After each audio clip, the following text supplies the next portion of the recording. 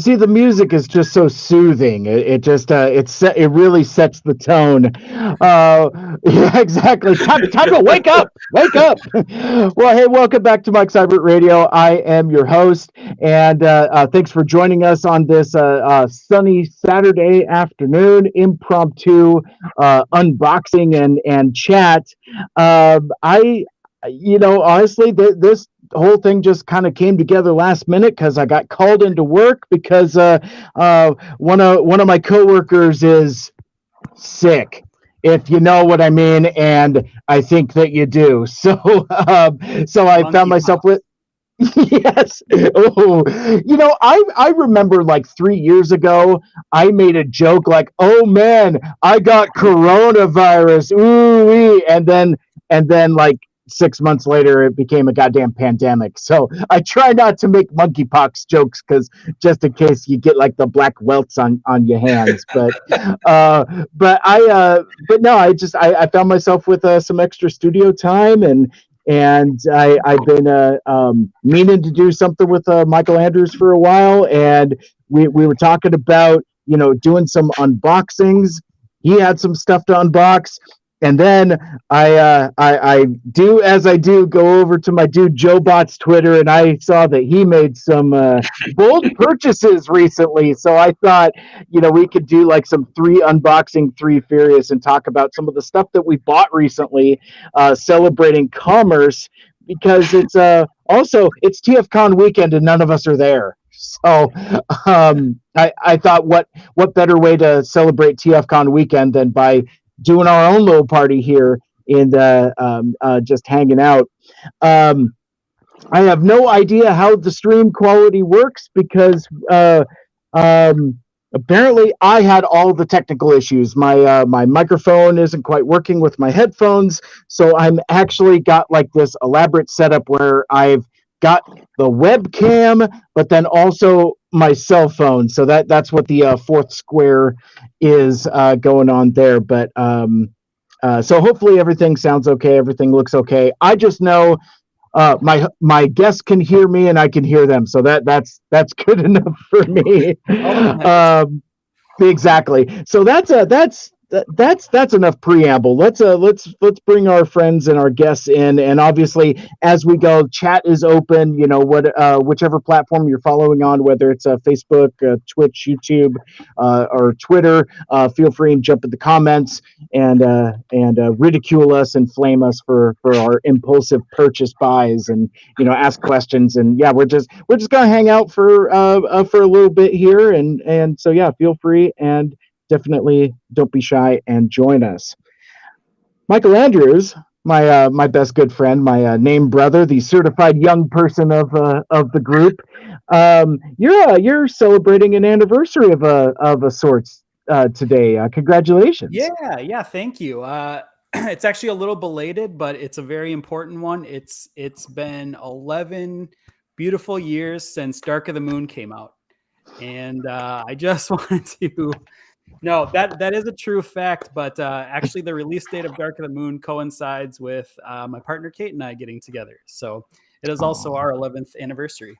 So congrats. Yeah, thank you. And we went and saw the movie as right before we made it official. So every year we get together and watch Dark of the Moon. Nice. So you're saying Shockwave helped make it official there? Yes, that's right. That's wonderful. Sealed the deal. That's terrific. I don't remember much else from that movie. I just remember it's very loud, like visually, and it's just there's so much going on. When we watch it again for Autopod Decepticast hiatus cast, you'll be reminded. Yeah, that's a thing we might do. Speaking of Autopod Decepticast, real quick, because I'm doing timely material. I just saw a stray tweet from those guys talking about their next episode, and it is the Transformers the movie review. And I think I know what that entails. They've been working on scheduling with a couple very special guests that will be joining them. I don't want to give it away just in case they ended up doing something else entirely. But now that they're into season 3, I had suggested to them a while ago. It's like, well, now that so they started off doing the movie, then they started doing G1 episode by episode, and then after they finished season 2, they caught up to the movie, and I was like, yeah, but that was like 3 years ago. Go back to the movie and see, just see what your perspective is now versus what it was the first time through. And again, I think they've got some special guests that will be their first time through experiencing the Transformers the movie. So I'm very excited to hear that. That's dropping tomorrow on Sunday. So check out autopoddecepticast.com for more details. I heard they're going to have Orson Welles on. What do you think about that? Oh, it is only if he brings his final role, the titular final role. All right, well, that's enough promoting friends that aren't even here. But Aaron, if you're watching, bug me for the link, and you can jump on. You get over your existential angst and come hang out with us. But a dude that is hanging out with us, my buddy on Twitter, JoeBot. How you doing, my friend? It's going good. Glad to hear and see you, and glad you can hear and see us now. Yes, finally. I wish I was recording all of that legislation, because it's just me moving cameras around and me just tapping on my ears like, can you hear me? Yes, we can hear you.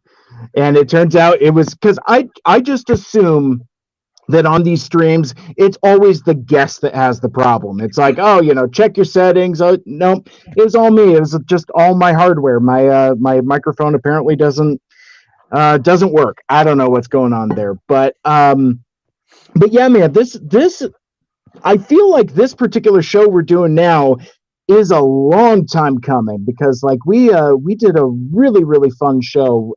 Gosh, what was it, last year? Maybe longer. And yeah, way overdue. So Joe, I really appreciate you heeding the call, especially on such short notice, because I was just like, oh, by the way, I'm doing a stream tomorrow. Jump on and talk about your late night purchases. No, it's no problem. I've had a really busy week this week, so I was just looking to kind of take it easy this weekend. So talking with you for a little bit sound good.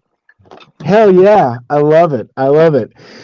So we all have various boxes of stuff that we kind of want to kind of show off for our friends. I love this. It's like, woo, woo. So and there's Joe's still going. He's still going. Put the Elvis cape on me, or the James Brown cape on me. Yeah, the James Brown cape. Living in America. Oh, he got the sludge. And it's funny because I thought I was going to have my sludge today to show off, to go with my junkie on friend that's looking to get out of his box as well. And then I got this email notification. Actually, correct me up, because I think the original release date for sludge was supposed to be like early August. And then I got an email from Amazon saying, well, your order is going to ship earlier than expected. So it's like, hey, sweet, I'll take a Dinobot earlier than expected. That's the cool thing about having those dates further out, because now they seem like heroes when it ships earlier. It's better to be early than late. So I was like, well, shoot, I'll take it now. That sounds awesome. And I've been seeing tons of folks getting theirs, like folks from like overseas. I know Liam, Toy Box Soapbox, got his, and a bunch of other like YouTubers and content creators. And I'm like, I'm a YouTuber kinda. I want my sludgy dino buddy. Right? Yeah, exactly. I've been known to in time, but no, I got this notification literally yesterday. It's like, yeah, psych. It's going to ship on the 19th then instead. And I was just like, well, that's not great. That's not fun. But whatevs. I mean that's only 10 days from now. I bet you I will probably get an email next week saying, "Oh no, it turns out it's going to ship earlier than expected after all." I don't know, but we'll see about that. But either way, no sludge to go with my other Studio Series 86 figure. I was hoping to do like a whole segment talking about the Studio Series 86 line, and because I know there's discussion to be had there, but anyway, yeah, and I think maybe as we go along, time permitting, and how bogged down in unboxing 2 The Quickening, maybe we'll tackle a couple topics as we go. I feel like I have a discussion in me. I want to talk about the hiss. It's not so much if I back it, but how many I will back when I decide to do that. Yeah, I got it bad, man. Exactly, and that's the thing. Yeah, it's well, and it's interesting. So okay, so I want to unpack this very briefly. We might come back for more his talk, depending. But like in the wake of seeing, well, it's a convergence of a handful of different things. But I think like in the direct wake of seeing that Fathom event screening of GI Joe the movie, Joe has really been top of mind for me recently, and it's like between seeing the movie and the His Tank HasLab, and really just kind of like a lot of the positivity that I've seen in GI Joe fandom recently. I feel myself being more and more drawn to the GI Joe side, even dare I say gasp, forsaking some of my robots in disguise. And it's kind of interesting because like it almost reminds me in a little bit of a way how I kind of came to Transformers fandom, the larger fandom, in 2018, because I kind of ran towards Transformers fandom away from Star Wars fandom because I had kind of enough of the toxicity. And I'm just finding that more and more that some of that same toxicity is leaking into Transformers fandom, and I'm finding myself kind of equally tired of it. And next thing I know, there's just like this exposure of positivity to GI Joe and those content creators, and just like the goodwill towards the GI Joe Hasbro team. It's like folks are really digging what Emily and Lenny and the other folks that have been doing on the live streams. So it's become very appealing to me. Like I've started listening to like a couple GI Joe podcasts. Like I'm not quite a member of the full force yet, but my buddy Anthony Bricali from TFU.info keeps hard selling me on this cat named Christopher McLeod. Diagnostic 80, host of the Full Force podcast, and he's like, I think you'll really like it, and I've popped in a few times, and it's refreshing to see content from folks that are positive about their niche and their brand that haven't been as well served as say other brands in the Hasbro portfolio. I wonder if Power Rangers fans or fandom is kind of in that same thing, because when you think of the Hasbro brands, it's all about Star Wars, and then from there it's all about Transformers, and then oh yeah, by the way, we also have Ghostbusters and GI Joe and oh yeah, Power Rangers as well. So I think kind of like that scrappy underservedness kind of makes that content a little more appealing to me than maybe some of the other stuff that I've been dining on recently in Transformers fandom. So anyway, I've just like, it's a very long way to say that I've just kind of been in this GI Joe headspace recently, and it's in fact most of the stuff I've got here, I think I maybe have 2 Transformers. All right, that's too far. That's you have to know where your heart is, Mike. Come on. Yeah. So stepping out on the brand is questionable, Mike. I just got to say. I love it. I love it. Your name's Mike Seibert, not Mike Cobert. Yeah. It's science. It's science. I agree. So I guess one thing to start with, though, discussion wise, how far out of my mind am I, and what do you think the kind of state of Transformers fandom is? Like, are we in a good place? Or are we not in a good place? Joe, I see a work in your face. I always start with you. What do you think about kind of like the state of the union for the Transformers? I guess. I can see where you're coming from when you talk about some of the toxicity in the fandom. I think there's a cross section that there are some really good, well-known fans out there who are very positive, and they post good content. They're friendly to their followers and stuff like that. And it's nice to follow them. But sometimes you look in the comments. You know what I mean? There's more than a few. But what I'm saying, but then look in the comments. And then sometimes some of the stuff you see, like, to the nicest people, you know what I mean? You're like, why? Like, there's no need to make a comment. Like, I know it's a joke. I think it's Sixo, right? Who is missing Dirge? Is it Dirge? Oh, yes. Where's Dirge? I said it a couple times just because I thought it was. But then I started realizing some people were really serious about that kind of attitude with him. In his posts and stuff, and I just kind of feel bad because he seems like a really nice guy, and he's really friendly on social media. So you see some of this stuff in there, and you're like, where does that come from? I think that with our fandom, there's young people in it. There's people in college. There's people in high school. There's people in their 30s. There's middle-aged people. It's like, so there's G1 people. There's Armada trilogy or Unicron trilogy people. There's people who came in just because of the movies. Me and Mike were talking about one of my friends who's just kind of a movie person and collects the movie line, and that's really all he does. And that's like the opposite of most of us, the way we kind of think about the brand. So there's all of us here at the same party, right?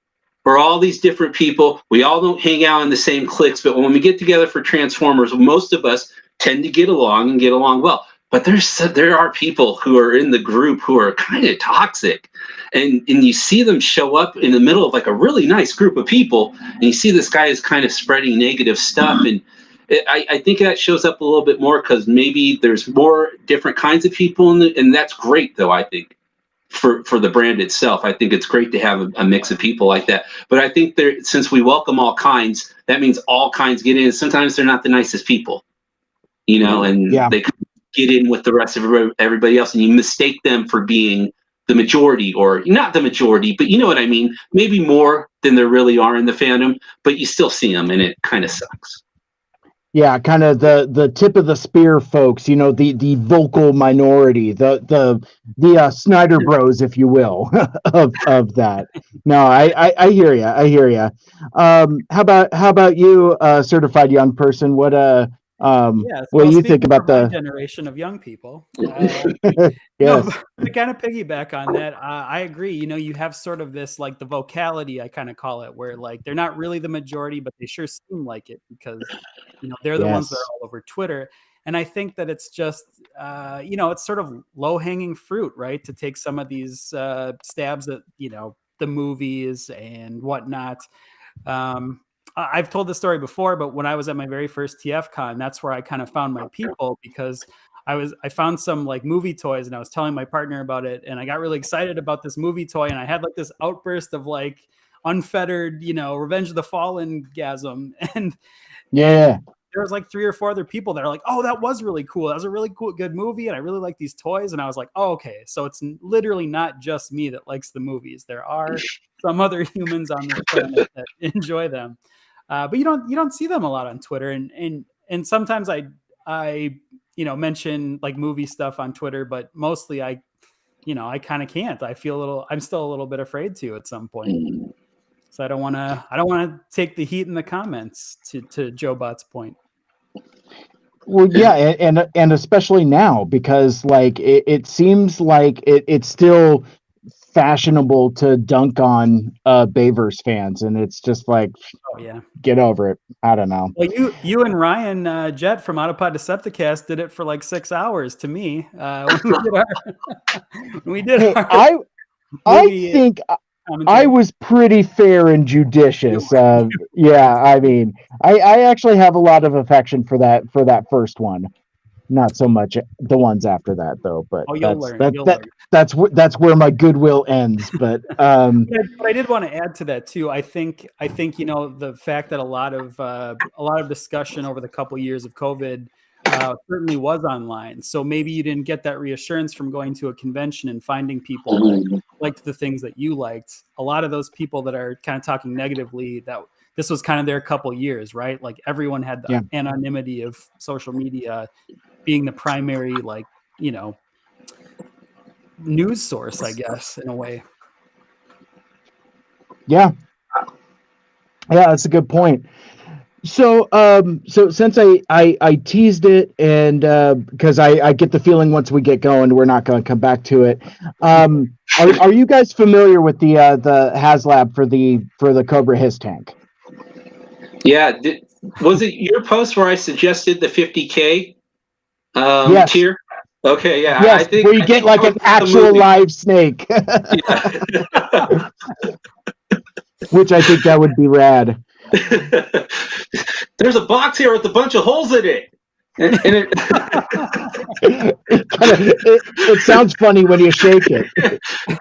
It was once a man edition Cobra Commander, right? It's like the end of the Cobra. I was you click it. Was a man. Was a man. Was a man. Oh my gosh. Well, I bring that up because, like, thematically, like the last time we got together, we talked about the HasLab for Star Saber. So I thought that kind of comparing and contrasting a little bit the HasLab for this G.I. Joe project classified series at freaking 6-inch scale. I still can't believe that they made a vehicle for 6-inch action figures. It's just mind-boggling. Yeah, I mean the thing is huge. It's like I don't know if you guys have seen any of the videos, but it's like 19 inches long, and it's just it can hold 3 6-inch figures in it. It's just bonkers. And what's the mileage on the highway?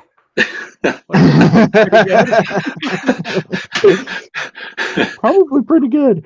I said energy. Yes, you got to get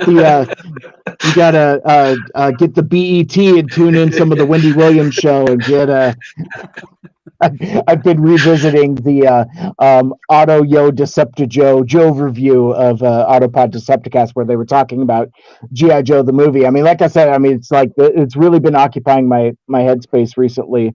But this is so it's a project, like, so the buy-in is $299, $300, which is pretty damn steep. But for the base model, you get the tank in a 6-inch scale and a driver for it. So you already get one 6-inch figure. And, much like with the HasLab for Star Saber and, the Rancor or any other HasLab you could think about, I don't know how in-depth this discussion is going to be about the HasLab crowdfunding platform. Now that I realize how deep I'm digging myself in, but it's there's criticisms of like, oh man, the price point is too much, and I can hear that. But then once you get into these unlockables, and I think that's where like the discourse comes in, is like, these unlockable tiers. But the thing funded in what, less than a day? It's like they were looking for 8,000 backers and got it in less than a day. I don't remember what the time was in hours, if anybody clocked it, but it is the fastest funding HasLab in the history of the platform. I mean, shoot, Unicron didn't even fund until like the last day, and that was after they extended it. Now, granted, once it funded, then like the numbers like doubled because like all the retailers jumped in on it, and you got a bunch of international orders as well. But it says something to me about the appetite for more GI Joe stuff, and especially for classified series for that 6-inch scale, because I don't know if anybody was expecting it to be this successful this quickly. It's really mind-boggling in a way. But then, like, so like there was this groundswell of goodwill, but then like once they started showing the unlocks, then you start, and it kind of reminded me some of them are kind of not great. Like the missile rack is kind of cool. No. I meant some of the responses. Oh yeah, were kind of crappy. Like right away for something that got funded for like that quick. Like the next thing that came was like, wow, where'd all the negativity come from all of a sudden?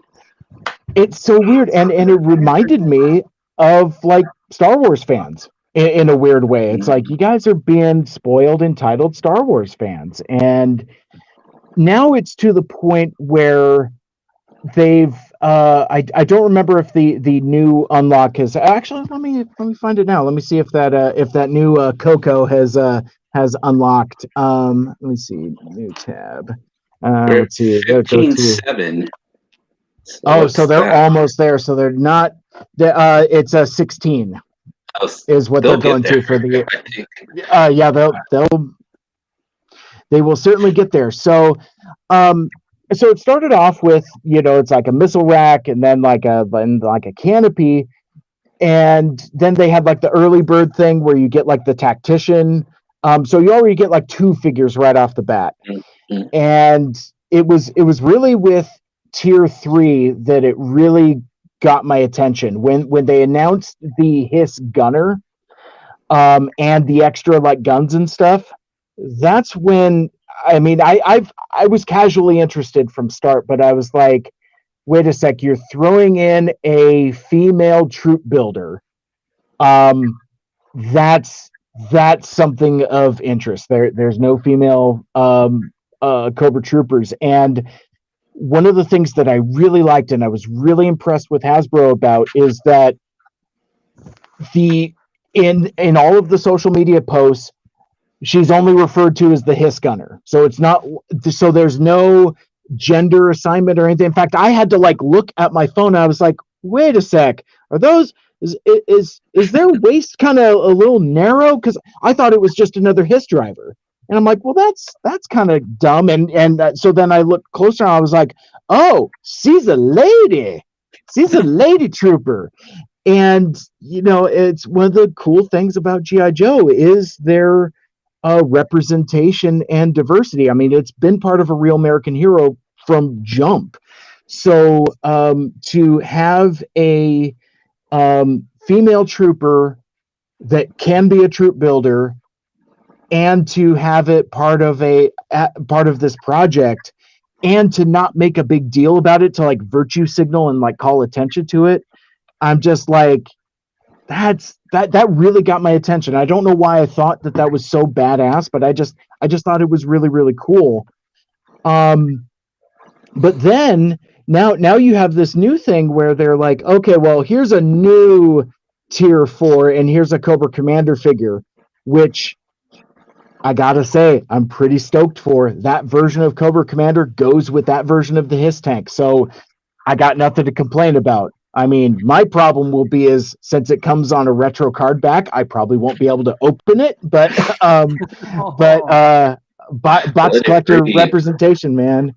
Well, maybe I'll have a Joe one of these days show me how to like carefully slit a bubble, because like I got all kinds of stuff like this where it's just like he just lives in his bubble, and he'll be right now, tear it open in front of us. I mean these card backs, dude. I mean I leave the stuff on card because I like the card backs.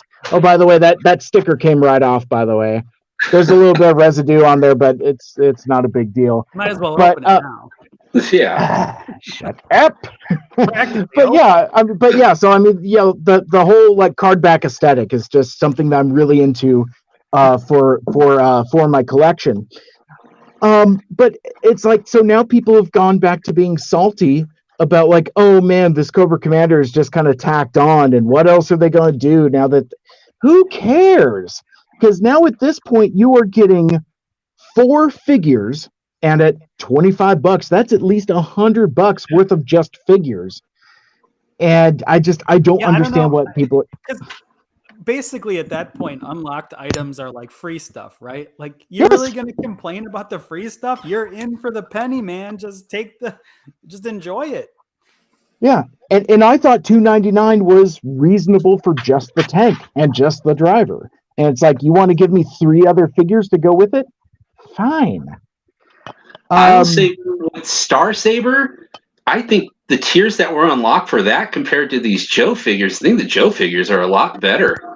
Like, I mean, I kind of felt like we should have had a stand with that thing anyways, instead of it being in the tier, but all right, it was a tier, and then it was like, okay, now here's the shield. It wasn't like, here's the little mini bot that goes to, you know what I mean? Or like, we eventually did get mini cons as the last one. I think we got like 2 mini cons or something like that are from the Japanese series. I think that was like one of the last things that they were trying to announce. But these Joe tiers seem really cool. And to be honest, like, if they're at 16,000, they've got 37 days left. Like, have they said where they're going to cut the tiers at? Have they announced that yet? No, they haven't, because supposedly the Cobra Commander is the last tier that they announced. Like, originally it was 4 tiers, but speculation is because there's like a tow hitch molded into the back of the HISS tank. There's been speculation from Jump whether it's going to be like an ammo box or missile missile launchers, or some kind of like additional weapons that the basically a trailer for the HISS to hoe. Some folks have said maybe it's going to be an ASP. It's I don't want to explain what an ASP is. It's a dumb thing that fits a figure in it, and it's a gunner station. Some folks like it, some folks don't. I think it's too big for an unlock. I think it's something that they'll just do later on down the line, or include with another figure similar to like the Ram motorcycle or something like that. So but anyway, if they do unlock it, you're going to complain about it. Is that what I'm hearing? Like, you're going to be very mad with the ASP?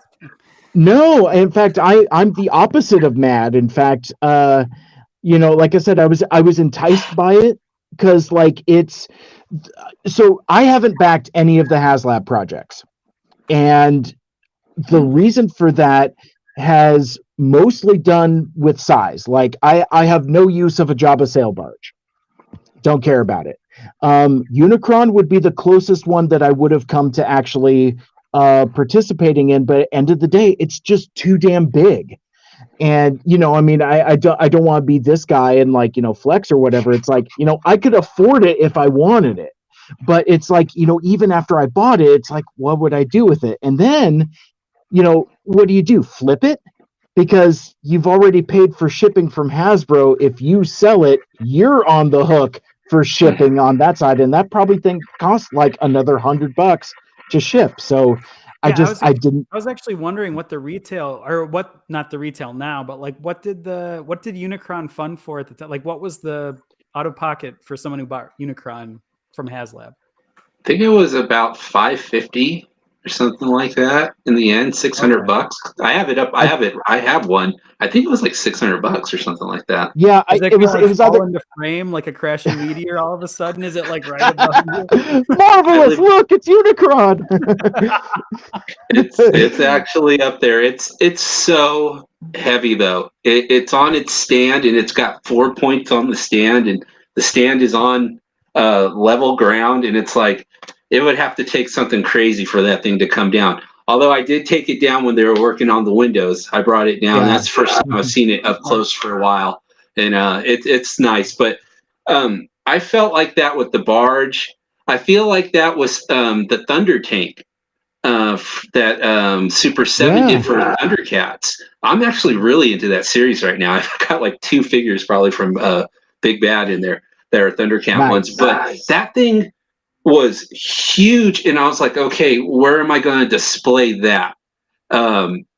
Was the only thing I was worried about. So I get when you're saying with size, like maybe you have something, like I thought, all right, I have the perfect place thing for Unicron, but I didn't have the perfect place for the Thunder King. So once it gets up to a size like that, it starts being up to the person, like, do I want to find size room for that, or do I not want to find room for that? And I guess it's kind of like what your preference is. So I think this hiss is, it's smaller. It's a big piece though still to have around, but it's hitting your sweet spot. So exactly. It's right in the sweet spot, because like I can already picture a spot on my shelf for it. I'm just like, oh, that'll go right there. I've got a couple classified series Cobra Troopers, a couple Vipers, a couple Cobra Infantry guys. It's like I can make myself a nice little Cobra diorama there and be very satisfied with that. You know, you just put your mattress in it, right? And then you can sleep in it, and then you can tell your friends, like, I sleep in a hiss tank. Where do you sleep? I sleep in a bed with my wife. Good stuff. Oh my gosh. But no, I just wanted to unpack that a little bit before we got into unboxing, because like they calling my name, and it's getting more and more enticing as they keep adding more to it, to the point where I think I'm going to end up doing two, and then just flip the second one as soon as I get it, because I think there's a market for it. Though I wonder, and this is something I can run by my friends here, I wonder if there are so many of them, because like it's funded at such a high number, if it's not going to go for that same premium that say like a Unicron does, or even the Razor Crest. Those seem to, the market settles on about double what the backer amount was. So theoretically, mathematically, as I'm thinking it, if I get two and flip it, I've paid for the other one. I don't know. I mean, I'm not a huge reseller, so it's kind of uncharted territory for me. I don't know what I'm going to do yet. Yeah, wasn't there also, I was just looking on HasLab, wasn't there also a G.I. Joe kind of similar vehicle that funded? Yes, the Sky Striker. It's But that hasn't shipped yet, wow. so it hasn't shipped yet, and it was made for 3 3/4 scale. oh, okay. So So we don't really know like the market for this yet, where it would be a flippable. Exactly. And I think that's going to be the indication, is how well the Sky Striker does at aftermarket, because that was one that it funded, but it didn't fund immediately. And there were still several tiers left on the table that it didn't fund. So yeah, I mean, it's like it got through like tier 1, tier 2, but I think there were still 2 more tiers with like more figures and more accessories that it didn't fulfill. So Sure. yeah, it'll be interesting. I don't know if it's just what's going on right now and there's a bubble to all of this, but collectibles and comic book art and pop culture related items, there's a hunger for this stuff right now. And so this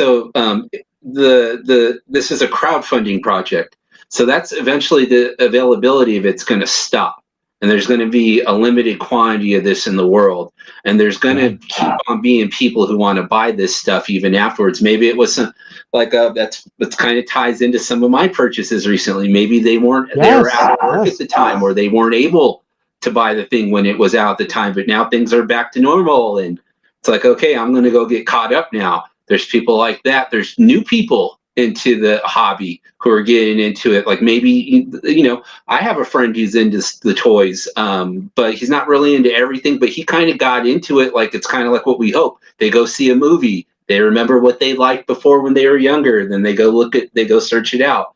So yeah, I think that there's going to keep on being people like that to buy this stuff, but that's not going to be there for sale anymore. And there's a limited quantity of it. So I think the value in that is going to be there. Because it seems like it's there for all the HasLab projects that have come out. Look, the Unicron prices on eBay are crazy. I haven't looked in a long time, but I so that's just saying. I think it's there. I think the value's there if that's something you're thinking about. Yeah, they're. I mean, those Unicrons are still selling for $1,200 on eBay, and they're like sold listings. It's madness. It's just crazy. And it's weird. I mean, and we talked about this back when we were talking about Star Saber, but like, a lot of the criticism of the HasLab platform is like.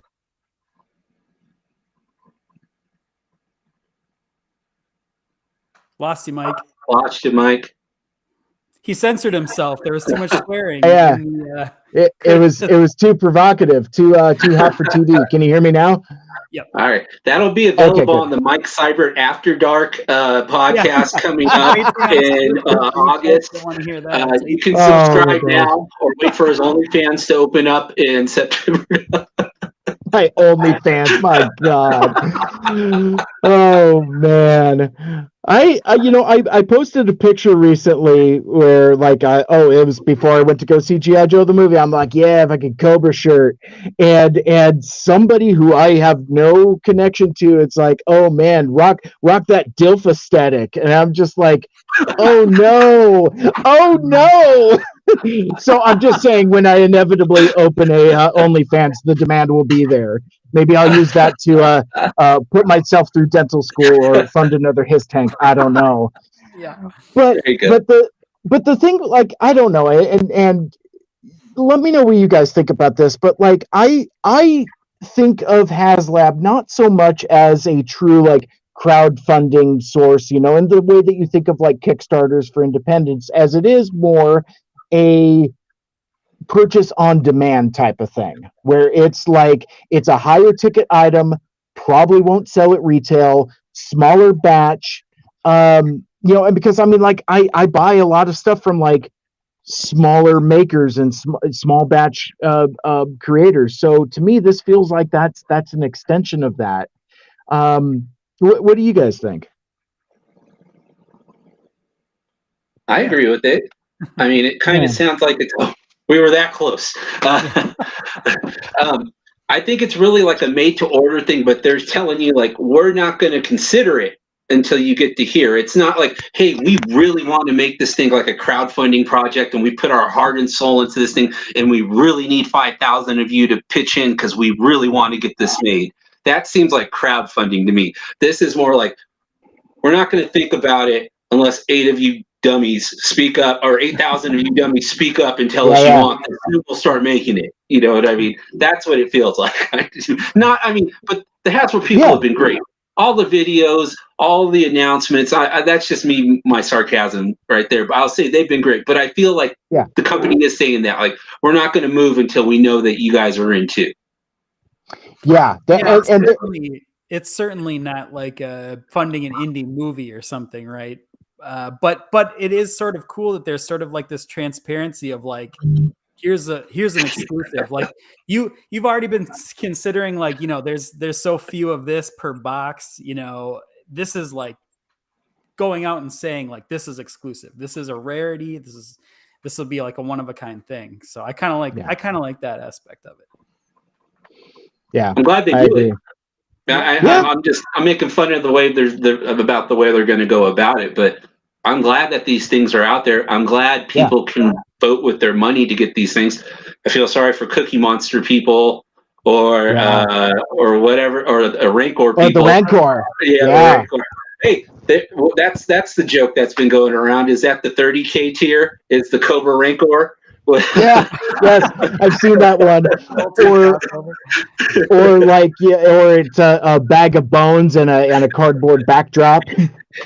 Which, I mean, that was the thing. 12,000 of these in back. We got to find a way to get rid of these things. It turns out we totally made those. Now we got nothing to do with them.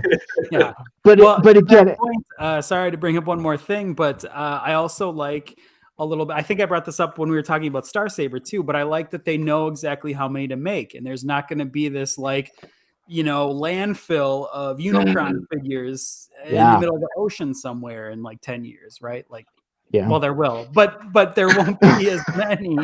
Yes. There won't be like these like shelf warmers that are just like getting thrown out.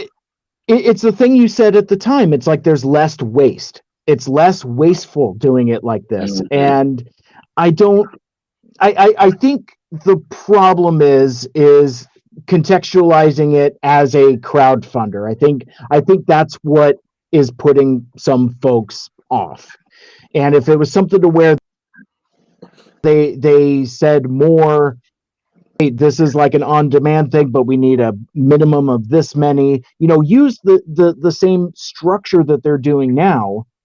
But yeah, it just I think the crowdfunding-ness of it, and there is the very real question of like, they collect monies as soon as the campaign is over, and this thing ain't gonna ship until next year. It's like, so Hasbro has everybody that funded the Sky Striker, everybody that's funded Star Saber, of like, you guys have already paid for your Star Sabers, and when does that thing ship? Like later this year, maybe in the fall. That's what I heard. It was fall, yeah. So and that's one of the most cynical critics of HasLab will say. It's like, well, yeah, they just get to keep my money in escrow for a year. That doesn't quite seem fair. And that's a valid criticism. I mean, but it does take money to manufacture stuff. So I don't know what the right answer is. I really don't. The thing is, along with that, the thing is, we don't see the planning of some of these like regular release, non-HasLab release stuff. It takes a long time. We just only hear about it so far in advance, and we're like, oh, cool, it's coming to shelves. We can pre-order it now and it'll be ready in 3 months. But I mean, we're seeing like, we have to see the start of the sausage with these HasLab things. It is, they can't hide the production time on that like they can with, the stuff they're just telling us about 3 weeks before it comes out.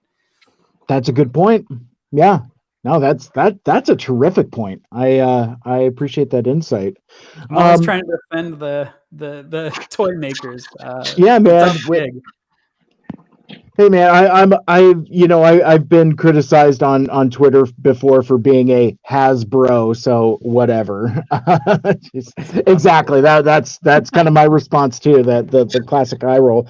So that being said, well, let's thanks for indulging me and having that discussion. I just needed to talk to somebody about this whole hiss thing. About it. It was just really on my mind. But let's actually do some stuff that we were actually kind of here to do. Let's see what's in some of these boxes and talk about some.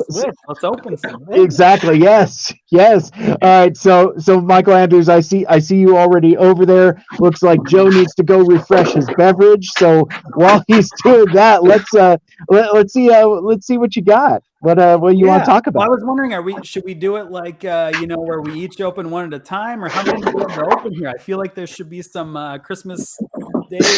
Yeah, I you know what? I like that. Let me see what I got here. I got like, how many things do I got here? I'm cutting the tape.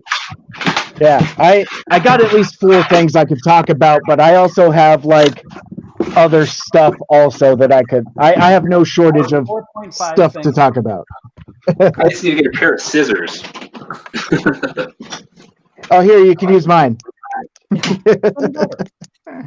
Mike, you might be interested to know, I feel like this box is kind of themed to you. I'm calling it my Mike Seibert box because you'll see the items inside are sort of related to you in a weird way. Oh man, yeah. It's my first OnlyFans. I love it. I got a douchebag figure, an asshole figure. Yeah. Oh man. It's like, why is this one so grumpy?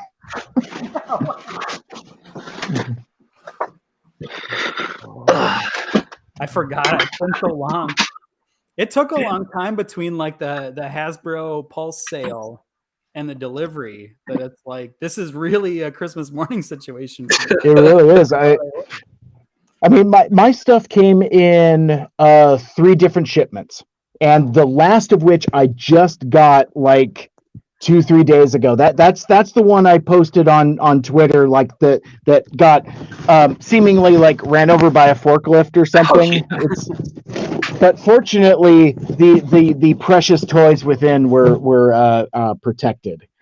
To be fair, he wanted that, folks. He asked Hasbro to ship it in 3 boxes, only non-compostable materials, please. Yes. Well, yeah. Versus Amazon trying to ship stuff in like bags. I mean, at least they've gone back to boxes. I mean, like Amazon shipped my Coronation Starscream in a bag, and all of the corners were smushed in. Not to Mike Seibert this and go off on a tangent for an hour before we get to the thing, but I was gonna say, how do you guys feel about like the windowless boxes on stuff, or like the more like cardboard yes, only bitch. packaging? Let's talk about this. I have thoughts. Okay, yeah, all right. I Put on the clock.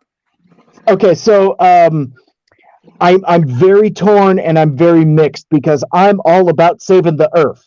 I love that, and I like that. Like some of the larger figures, you're starting to getting more like cardboard based ties instead of like so much plastic. Like the box for Coronation Starscream has like no plastic ties in it. It's all like rope and stuff, which I really like. I think that is super cool. But I'm not a fan of windowless boxes for a number of reasons. What? I don't know. I think I'm getting spammed on the YouTube channel. I'm not even going to read that out loud because I don't think that's a real person. I mean, $5 footlongs did ruin my life as well, but way, Mike, a different way. Windowless boxes. So like I just as the resident box collector, I don't like the aesthetic of it. I have a couple legacy figures, and once you open them up, because I was like, oh cool, windowless boxes, this is finally my opportunity to have it both ways. Like I can display it in the box if I want to, but I could also take it out and play with it and pose it and put it in Starscream's throne and have tons of fun with that. And I've been enjoying a lot of figures a lot more that way. But when you put a legacy figure back in a windowless box, it doesn't sit right because there's like so much extra space in there. Like I think I've posted pictures of Blaster that I put back in a box, and his head barely like peeks up to the top of the bottom of the window. So it just looks like it doesn't look good aesthetically. Why is your life so hard? I know, right? Hey, you asked.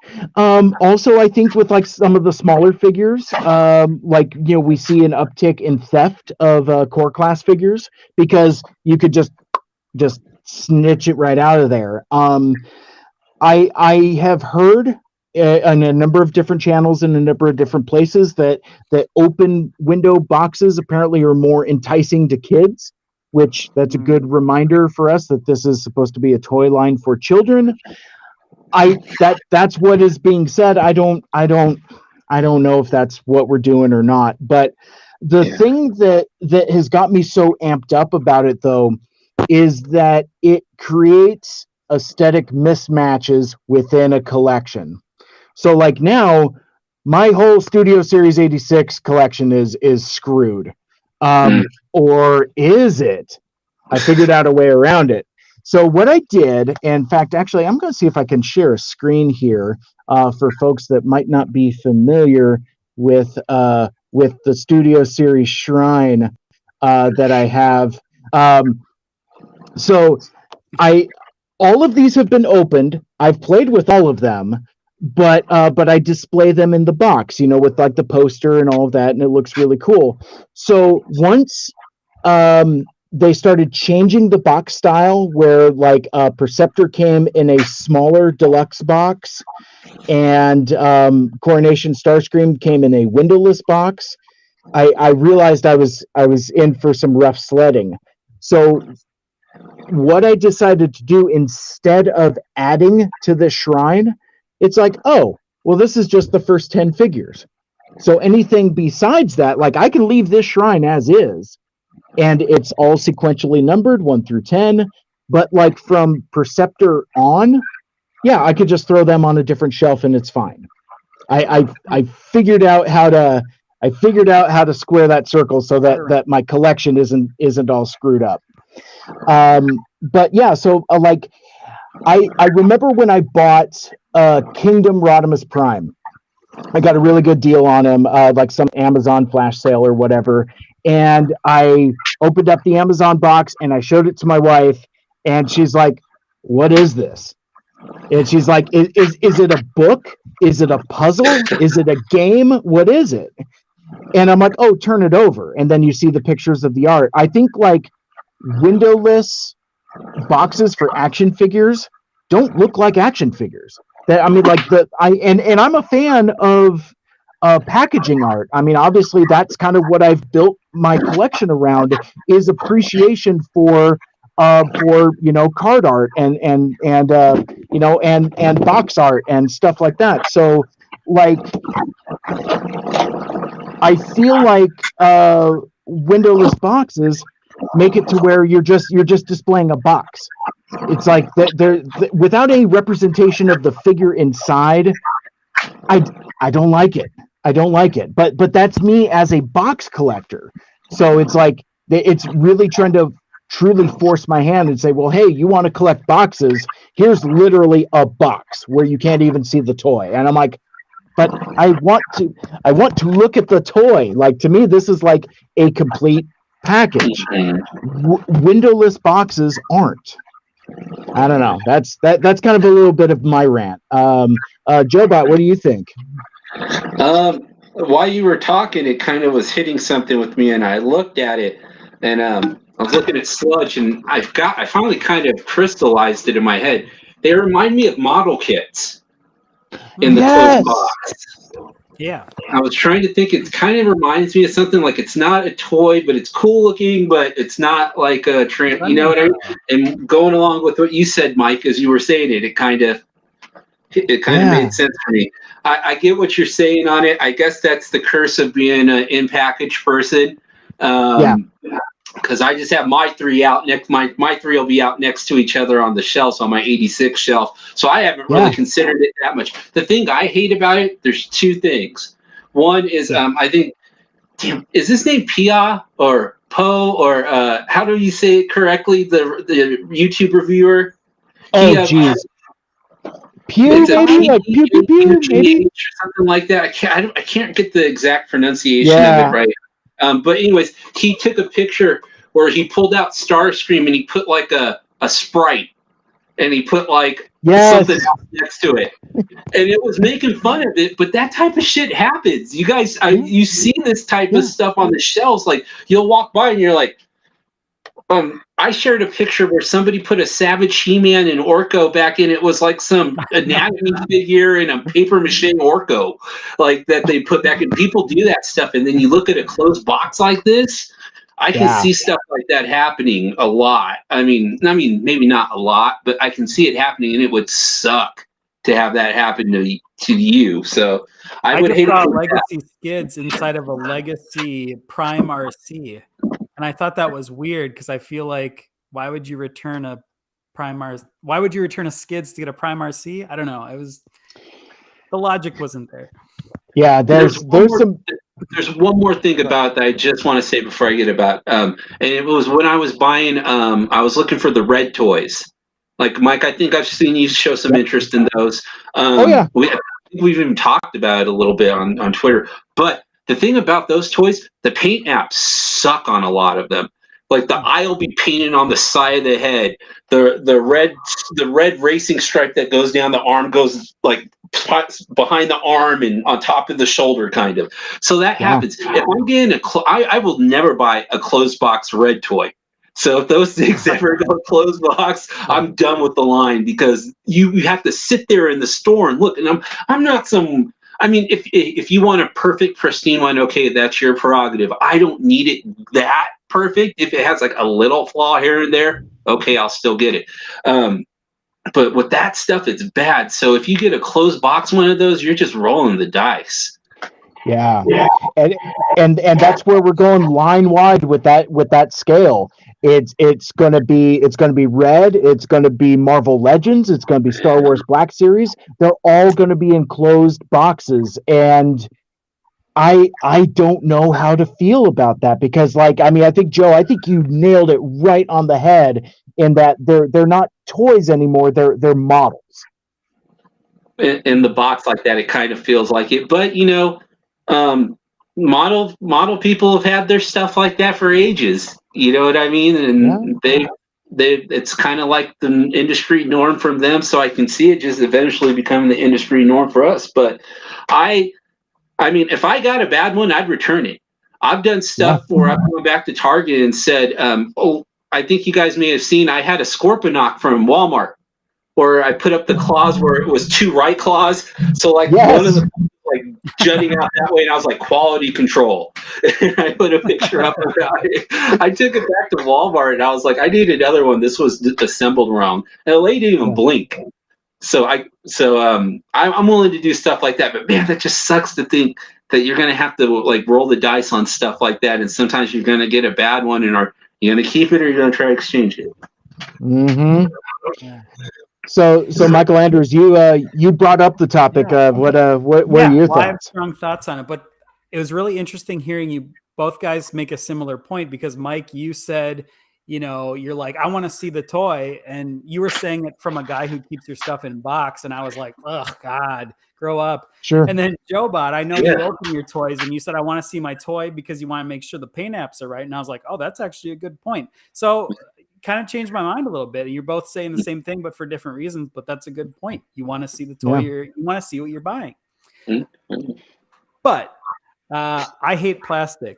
I think that's the worst thing the world has ever invented. I take going at this from a very environmental stance. I'm really the cardboard packaging.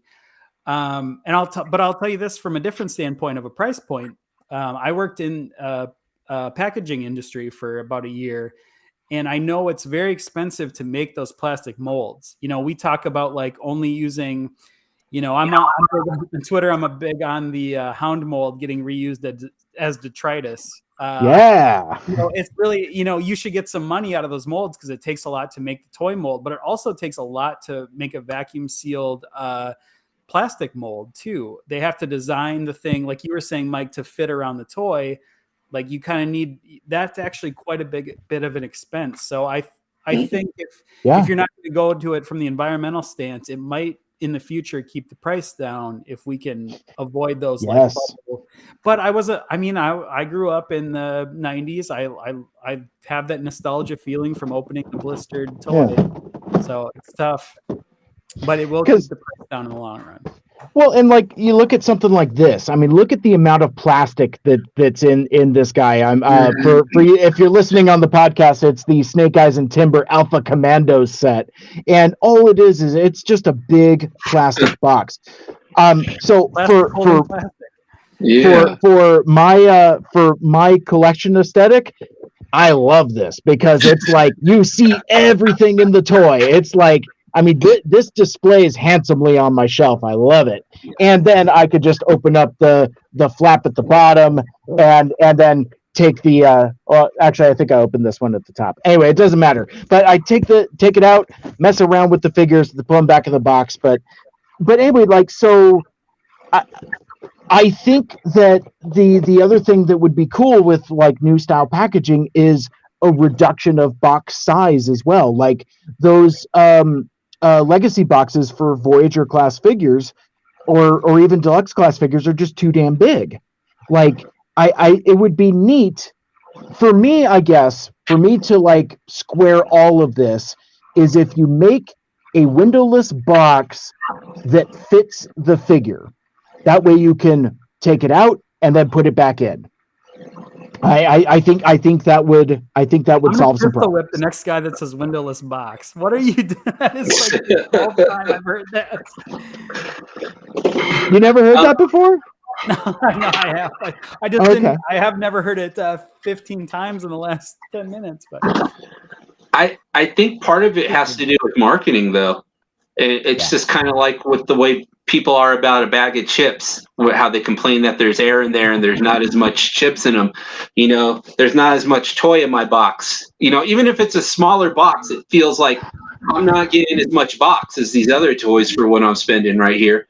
It might not be the forefront idea, but it's in the back of somebody's head when they're thinking of stuff like that. I think that's a reaction to it, probably. And I think they're smarter. I mean, not smart. I think there's people who probably look into that kind of thing and go, yeah, we shouldn't drop the size of this too much more. People perceive it as not as much of a value. Maybe that might be a part of it. I think you're absolutely right. We're also getting to a point where the technology just hasn't caught up yet. I think we're going to get to the point where we can like have a totally cardboard box, but it's as secure and as they'll figure out some way to like keep everything in. It'll be secure on the shelf. There will be less theft. It'll be display worthy. We're just kind of in the evolution of that of that packaging. Yeah. I can see that. Yeah, because like the one thing that I'm not saying is, oh man, let's just keep it the way it is. You know what I mean? It's like, so like I'm okay with like my Studio Series 86 Shrine being like a self-contained moment in time. I'm cool with the line evolving beyond that. So I'm not so stuck in my ways where I'm like, oh, change bad. It's just, like you were saying, Michael, trying to figure out the growing pains of that evolution, because they're still toys and still need to be marketed as toys. And I think they'll get there, but I don't know if they're there today. Right. Right. Let's open shit. Yeah, what you got? So we're gonna go round robin, like you show something and then I'll show something, then Joe will show something, that kind of thing. And I'll go get a beer and then Joe will open something. Yeah. I love it. And then maybe I'll go get a charging cable for my phone because I might run out of juice. I think Mike Seibert, I think you should agree to open one of your bubble blister pack toys on at least by the end of the show. You think of one you can open, you can take right out of the blister. That's not gonna happen. Wait a sec. No, I got you. Yes. 2 Hiss tanks. You can't open a $7.99 blister pack toy. No, I got you, homie. Yes, I agree to your terms. Yes. I accept your terms. I accept. I was gonna open it anyway, but that doesn't matter. All right. So what you got, homie? Who's going first? It's you, Michael Andrews. Okay. All right. So I don't know if this is my fake entry, but I got excited. When we talked about doing this last week, I was gonna save this for the show, but I got too excited and I opened it. And since it was technically already opened, I had to do it. So this is something I passed on ahead of time, and then I got later on eBay for a really great price, and I'm really happy I did it. This is really cool. So here it is.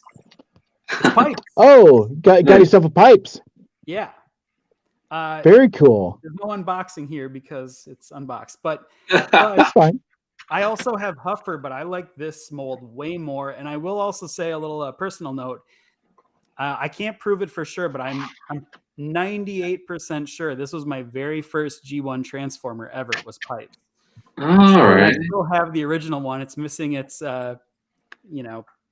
cab part, but I was pretty psyched to get this. So yes, technically it's not boxed, but this is a great toy. I love it. That's awesome. Very cool. It's a good mold. I really like that mold. I mean, they've used it a lot, but the colors, that blue and white just looks really clean on it. Yeah. So yeah, I like it a lot too. And because I got a good price and it was open, I'm definitely going to get the Toy Hacks labels for this because I think it needs a little something up front here. So okay, nice. Cool.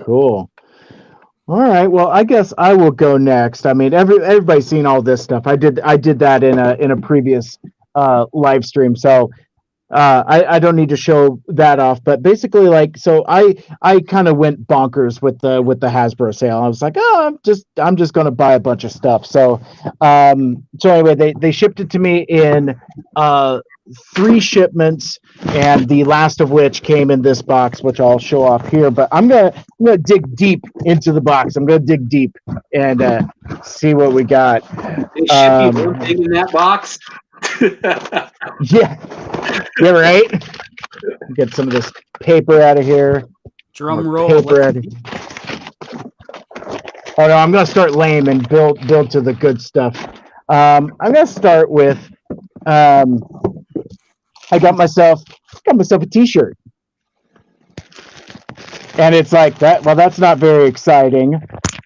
Well, until you see who's on it. Yeah, we all got them on. Yeah, right. It's not coming. It's not coming off. I guess I should have cut it with the scissor, but it is. I'm actually kind of mad. I didn't think about that for the sale. That I didn't know they had apparel. Ooh, it's got a Transformers on the back. Ooh. And on the front, you got yourself a. Let me get my camera here. You got. Oh, there we go. That works. You got yourself a Blaster V Soundwave. Oh my gosh, it's Soundwave, and then the better stereo Transformer Blaster. Yeah, I know. As anybody, and I actually have a white T-shirt from the Pulse that just has Soundwave on it. So I am now 2 for 2 on Soundwave T-shirts from the Pulse. I'm an easy mark. I like the Cassette Man, and I like his Red Enemy sometimes too. I'm not as much a Blaster fan as I am a Soundwave guy, but I thought the design was pretty cool, and I need more shirts to bum around in when I'm hanging out on a Sunday morning, and I don't feel like putting on a shirt that has buttons. So anyway, so that's what I started with. I started with a T-shirt that I was glad to. Soundwave, Mike, but I'm just an Autobots guy, so that's why Blaster's my boy. But Soundwave, I mean, secretly, very cool. He's kind of cool. All right, so Joe, you were shown on the video enjoying some libations, and I think some of those libations caught up to you, and you found yourself with some perhaps we should say impulsive purchases. Take us there, my friend. Well, I was definitely in a treat yourself, don't cheat yourself mode yes. last weekend, Self-care. having a few beers. And I found a really good price on a couple things. One of them I've put actually I think I put pictures of both of them out by now. But one of them was the Seeker Elite 2-pack that was an Amazon exclusive. Yeah, it's a little pricey, but I found it on a really good discount on a website I really haven't gone to much before. I was a little hesitant, but I used PayPal, so I was like, okay, let's roll the dice. And it showed up. It's the genuine thing. I have opened it. I haven't shown any pictures yet, but these guys are awesome. Nice. There they are. I think it stinks that these are exclusives. It's not right. I mean, just look how clean. Oh, if I can get the camera right, that guy's just so clean with the white and black there, with the red in it too.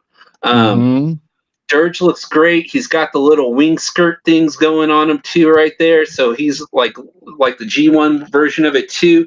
They go in great with the other Earthrise figures. I'm already getting space for them on the shelf up there. I've been waiting for them, so I was pretty stoked to get these. And like I said, I was a few beers in. I saw a really great price. I just got had some good news at work recently, so I said, all right, let's go for it. That's awesome. Congrats, dude. Thanks. That's the best. That's the best when you can do that. Yeah. Well, and ironically enough, so you got it from a third-party seller, obviously, right? Mm-hmm. So one of the advantages of not getting it from Amazon is no risk of having dumb shipping labels slapped on it, because a lot of folks got screwed that way. I mean, I feel horrible because I took it out the box right away, but this box is so clean. There is no damage to it. It's not like this was like a third party, like they went and bought a damaged lot of something and it showed up. Right. So I rolled the dice and I got lucky. I did my Nice. second one. I'll show you eventually. That was an eBay one, but I got lucky again. Cool. Yeah, you could probably sell that clean box too. I'm sure there's a market for it. Mike Seibert will buy it right now, as a matter of fact. I know. Yeah, because nobody will know. It's a closed box. For all they know, the figures are in there. I'll just put a couple bottles of Coke in there, and it's just enough to where it's got some heft. Put like a tin of Pringles in there, so it's got like a little jiggle to it. You put it on camera and you kind of put your mouth behind it. You're like, shake it. Yo, this is heavy, guys. Oh, wow. Those guys are hey, it's got some real heft to it. Is there some die-cast parts in here? Wow. Build quality. Parts count. You should save this. You gotta do a show on the box next when you get it for $100 from me, remember? Yes. Good stuff. Well, let's keep this rolling, man. It's Christmas morning over here. All right, what else you got for us, Michael Andrews? Woo! All right. So, well, first of all, I want to bring up, I really like that you made some libation purchases. I feel like we should do a show where we're like an after dark show where we just drink and then we order stuff. It's not an unboxing. It's just telling people what we ordered, like live. Oh no. I think that's great. He got 4 HISS tanks. Oh no. I'm just like more. Just like Kylo over there. I said I want it. Treat yourself. All right. Well, first of all, that's how I went poor. I want to show second of all, I just want to show the beer I switched to because it's got a robot. Yeah. I don't know if you guys can tell, like mech on there. Oh, that's nice. Nice. Dreadnought. That's it's a very like Warhammer looking kind of mech looking dude. That's cool. All right, so this is the least Mike Seibert themed thing in my box, but the rest will be very Mike Seibert on brand.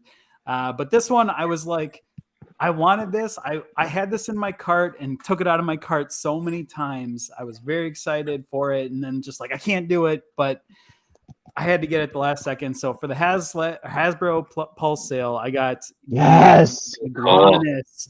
I'm a sucker for the motorcycle lizard. I'm really pumped about it. So secretly, I cracked it open. I just fidgeting got through it, but nice. Yeah. So I'm really psyched for this guy. I probably can't transform him on the fly, but anything that turns into because he's held in with those pesky plastic binders. Yeah.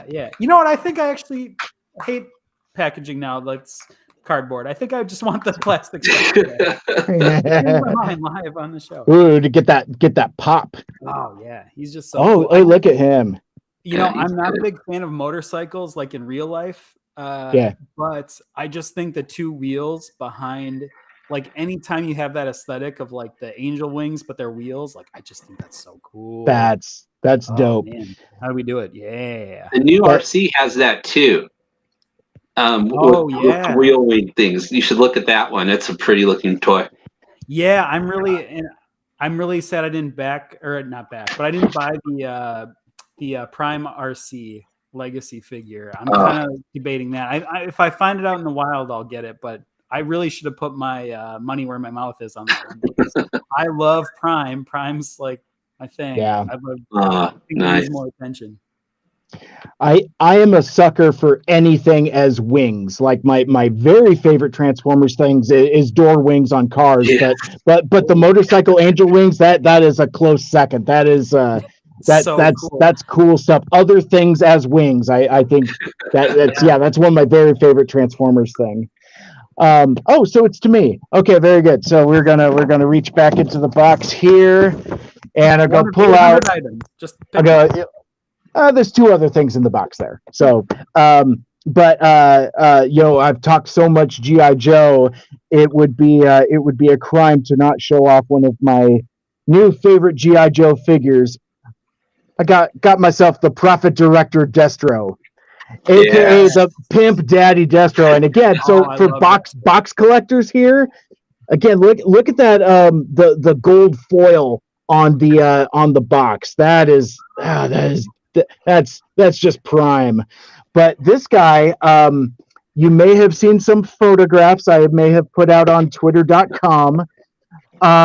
Incidentally, so like I tried opening this from the bottom. You don't get like that middle crease. I can't seem to avoid that. Like I have like a half dozen figures that I've opened from the bottom. That middle crease always pops in, but whatever, it's fine. It's on the bottom. But anyway, I have played with this dude already. But I wanted to show you a couple things. One, he's got a sweet background. So he's got a backdrop very similar to like the Studio Series figures. I have taken to adding this to the background for my Starscream throne. So now it's like the Starscream throne with the gold Cobra emblem. I think that's pretty cool. But yeah, this dude here. So we're gonna do some plastic coffin ASMR here. I have a figure in a blister box, but yeah, I mean, just this dude's just I mean, like he's got like leopard skin all over him. But you need it's glasses, Mike. You need to get the glasses on him. Oh, it's coming. In fact, I'm gonna see if I could deck out this dude real quick. First of all, yeah, I wanna. So not only does he have an iron mask, but he also has 6 sunglasses. And if that's not enough, because he's already very regal looking, what does a regal dude need? He needs himself a pimp daddy cape. Wow. Got himself a cape that is also a leopard. Got himself a leopard cape, and to round it out, he has himself a little gold pistol, which he holds. Oh, he won't be able to hold the pistol and the other accessory. So we're just gonna stuff that in his little holster here. And the thing I like about the Classified Series Joes is like all the belts and holsters are like a softer, supple plastic that work really well. He also has a. Oh shoot! Where did his glasses go? Oh no! Oh, they flew off somewhere. I will have to find those before I get too far. I was going to say, is Destro like the Gray Hulk of G.I. Joe? What continuity is this like? Ooh, nice reference, by the way. So he's got a little computer and some extra cash, so he could be ready for all temporal eventualities. But the thing that I like also almost better than the sunglasses is he's got a little stack of money to burn, because it's not about the money, it's about sending a message. And let's see if I can. All right, well, he can't hold that very super well, but yeah, he just sits there and just lights his cigars and warms himself by the light of the burning fire. I'm gonna have to find those sunglasses though, because if I don't, I'm gonna lose those forever. But yeah, so Pimp Daddy Destro is inspired by a convention variant figure from like 1997, some like Joe Con or Hasbro Con. It's like an official Hasbro action figure. And so one of the things that they did early in the G.I. Joe Classified series was they resurrected a lot of like weird variants. Like the first Storm Shadow figure they did wasn't like the traditional white ninja. It was like a Ninja Force Arctic Missions Storm Shadow. And so anyway, so they did this particular Destro as a homage. I guess I'll find the glasses later. They're like not in my line of sight, so I got to make sure I get those. And they'll be like, fire this guy. Yeah, exactly. But yeah, I really like this figure. He's a lot of fun, and he looks great in Starscream's throne as well. So yeah, he's been tons of fun. So anyway, there's Pimp Daddy Destro. You're gonna need to get a loose Baroness to put in that throne with the Cobra sign behind her. That's a looking display right there. I take a loose Baroness any day. Hey yo. That reminds me, I actually haven't opened my Cobra Coil cycle with Baroness in it. It's still sitting in the box on the shelf. It's a good one. I like it. Yeah, you've done some really good picks with yours in the throne, ironically enough. So yeah, good stuff. So yeah. Good one. Yeah. Very, very cool. All right, so what you got next, Joe? Okay. So this is part 2 of my odyssey from earlier in the week. So I was looking at two things when I was considering what I was going to get for myself. One of them was the Seeker Elite 2-pack, and the other one was the Paradon Medics 2-pack. Oh, buddy. Has Yeah. Ratchet and the Paradon Medic in there. Nice. These are awesome looking toys. I haven't even opened these up yet, actually. I just split the box open to kind of say, oh, my second package came in. But now I'm going to open them up. First thoughts on it. Ratchet was really the one I was looking forward to the most. I loved that Ironhide. I've loved the Shattered Glass Ratchet, the DK, the black version of it. We got DK2. That was for Diaclone. So I kind of felt like I was missing out with this one, considering I had everything else. So, like I said, things were looking all right. I was feeling pretty good, so I put in an order for him. So he looks great. I'm getting him out right now. I know some people have made comments about him saying that maybe he doesn't have enough paint apps, but it's kind of like, well, he's a white ambulance. I know that we get some red in him. Yeah. How many paint apps does an ambulance have, right? Like, it's very clean, and that's the whole thing. Yeah, it's a clean look. That's kind of like the way I would think he should be. So I'm really happy with him. I just got him out right now. Oh, Yeah. Oh, he's nice. Yeah, he feels solid. Like this mold, when you get it in your hands, it doesn't feel loose, or it doesn't feel like the plastic is really light like you feel sometimes. It feels like a nice solid toy. I know the head crest, I've seen some people mention they wish it was red. Like how I guess it's more closer to the Marvel Comics look. I guess I might be switching it up. I like the black. I wouldn't mind the red a little bit, but it's just such a nice, clean white toy. It kind of reminds me of that Drift, that United, the United version of it. That was like a really white, bright version. Even the Universe one was nice and white, but that United version was really bright white. And this guy is he shines. He's really nice. So. And I understand this isn't something that everybody's going to get. It might be something where you wait a couple of years like I did, and you kind of pine for it, and you wait for it, and then moment of weakness, you pull the trigger on it. So it's if you ever eventually do that, or you were lucky enough to get these on pre-order and wasn't one of the people who got it canceled, like you've heard stories about that, right? With this, oh man, that's that would suck to think that you had it and then they mess up and we don't have anymore. So here's, I don't know, here's a moon racer or something like that. Trust us, it's a nice one too. So that would suck. But getting to Paradon Medic, she's awesome. I know that the RC mold has taken a little bit of a beating, but just this green color, oh, she's sweet. Minty fresh, I love it. Yeah, and then again, like what we were saying, like what I was saying earlier with Ratchet, how it has that clean kind of look to it. This greenish color goes really good with that white. She looks really pretty. And I know I have the where is she? I have the BotCon version of her. I think it was BotCon with the previous RC mold. And I really like this one too. Oh yeah. But see how they it was with that they're actually redoing this in Studio Series, but with RC.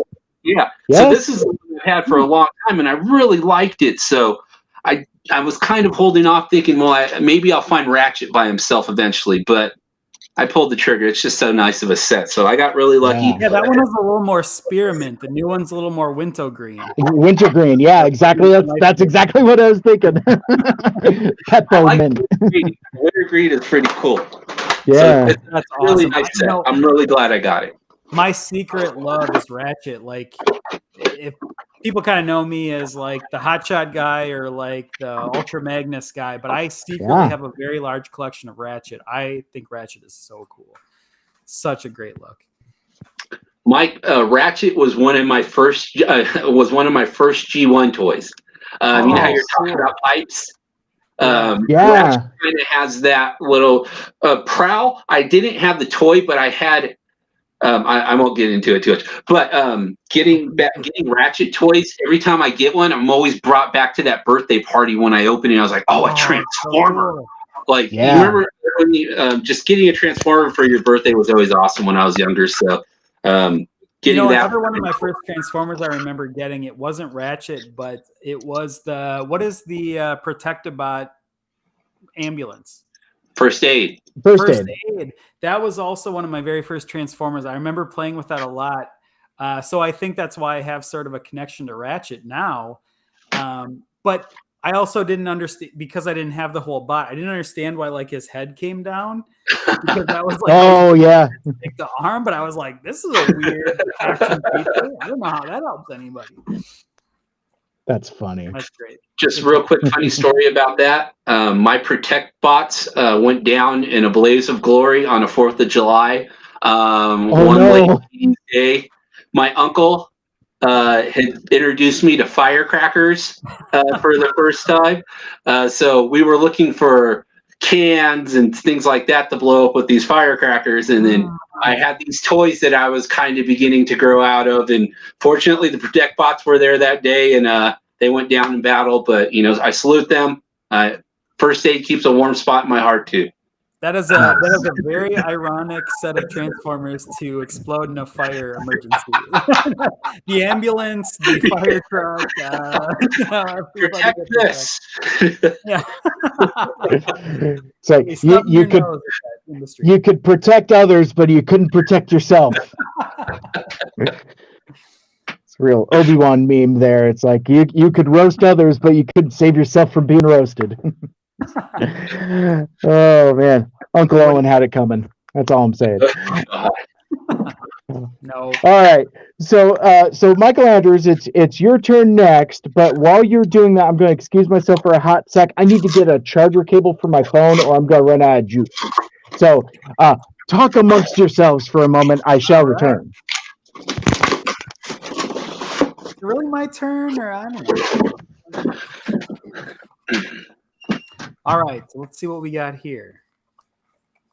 Well, keeping on the core class theme, and actually it's good that Mike's gone for this, because this will tip him off to where the Mike Seibert theme box is going.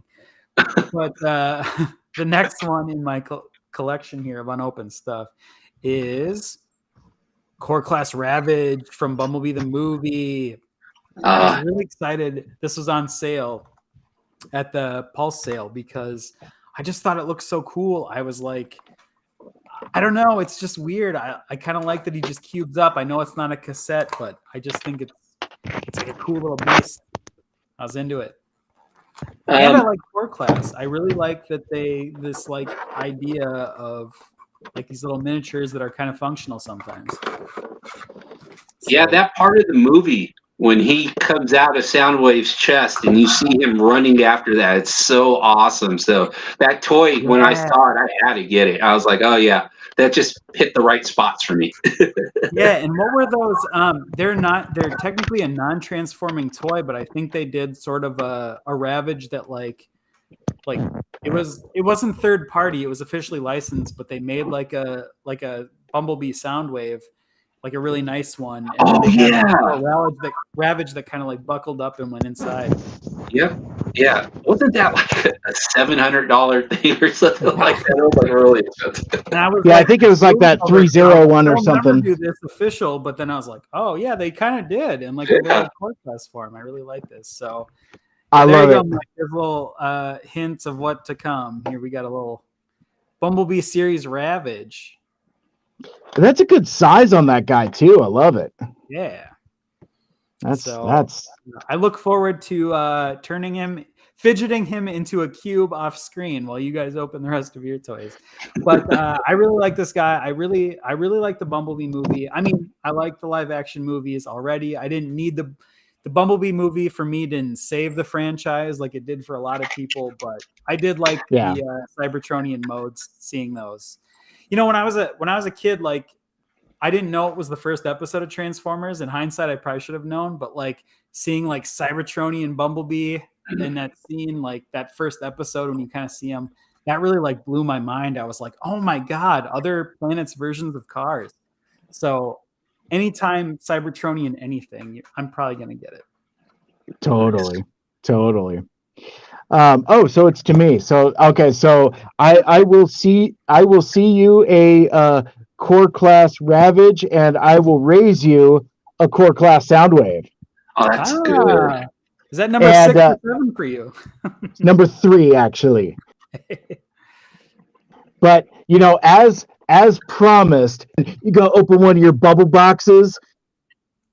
Watch, I'm gonna open this dude. I'm gonna rip him off the card like right now. Look at this. I'm not even gonna be like nice to the card. You know how you try to like, be gentle with it, but no, this is just it's just coming right off. Wow. This is going into recycle. Look at it. Oh, it's so satisfying. Oh man, it's so good just to tear it. Oh man, that actually like ripped the bubble too. That's pretty dope. He's not comfortable with it. It's his third one of the figure and he's sweating it. He can't even open it right. Look at him. Oh man, it's just dropping stuff everywhere. But yeah, look at this dude. I love this guy. This is such a great figure. Great figure. Yeah, it is. Gotta free him from his bonds. It's interesting. I saw like no muscle memory for this, folks. This is something he is not used to. Yeah, I have to use the scissors and yeah. I mean, he's so fiddly. I love these ball joints that he's got. It just makes him so fiddly and so fun to just like dink around with. He's a great figure, and I just love. I mean, it's a detail they didn't have to put in for like a $10 figure, but he's got himself a little cassette laser beak. That's the coolest part. I mean, and even like, even the back of it has got like some molded in details. I mean, you can't see it very well there, but I mean, it's there, and like it presents in his smoky chest. So like if you're like looking right up on it, you could see the color of the Laserbeak cassette in there, and yeah, man, this dude just rules. He's so fun. Props to the Hasbro team, because while they have kind of focused on having more like hollow parts of robots, they've really gotten great about that tiny detailing, like behind the scenes, the stuff you don't even maybe necessarily look at, like little bits of like the eye and the they put a lot of detail into that. It's really appreciated. I agree. You guys are pulling out these core class toys. They're really good toys. I've liked every one of those that I've bought. Yeah. Yeah, I mean, like, we were talking about iguanas earlier, and I mean, it's just like, the things you can do at this class size, and since it's a lower price point, there isn't like the fear of investment. So it's not like it's like a $50 leader class figure. It's not like it's like a $30 Voyager class figure. You can mess around and do different characters. I just think that's super and cool. I think they're very important for like kids that aren't necessarily like Transformers fans, like somebody that can just be like, your mom gives you, $5 or $10 with inflation. You can spend at the mall today, and they see that stuff and they go, "Oh yeah, cool." Well, we need more stuff like that. I agree. Can get people into the fandom. You can have stuff little on check stands. Yeah, that would be good. Yeah. It's perfect size for it. Put it like right next to like batteries and headphones and gum and stuff. It's like, ooh, Transformers. That would be a good idea. That's a really good idea. I'm surprised they haven't considered anything like that. Yeah. What would be really amazing is if they made a Soundwave figure that could actually hold the core class Soundwave figure in its chest. That's what they said. You have like a turducken situation, right? Like, you have core class my friend. Oh boy. I love it. That gave me a very special tingle. That's great. I'm very excited for that opportunity, because like, I've seen so many folks post the multi-generational Soundwaves, and that's just so much fun to where like you could go doll, like nesting yes right? Like there we go. Okay, dropped his little rocket launcher / battery thing. Yeah, see, there we go. Now he's all complete. Look at that guy. The drinking game for this, folks, is what accessory does Mike drop? We have Hasbro glasses. We have a rocket cannon. Yeah. What will it be? Yeah, what's next? What's next? I mean, well, and so maybe I need to start another parody Twitter account similar to my Starscream Throne account. Who can wear Prophet Director Destro's sunglasses? Can Core Class Soundwave wear the sunglasses? It looks like he can. Start that now, right now. Start that now. Start that now. But I love it. If you get really good at like graphics, you can have them like come in with the old meme, like yeah. Oh yeah. That's dope. Yeah, these ball jointed hips are very conducive for dancing. Those hips don't lie. Yeah, that's right. No lies detected. Oh my god! Yeah, this figure's too much fun. It's too much fun. It's a good one. A special jingle. Yikes! All right. So yeah, right. So Joe, I know that was like the extent of your imbibed purchases, but anything else you want to show off while we're here? Yeah, something new came in today. It was from Pulse, but it wasn't part of the sale. It was part of a pre-order that's gone on for over a year. It's been delayed, but it finally showed up today.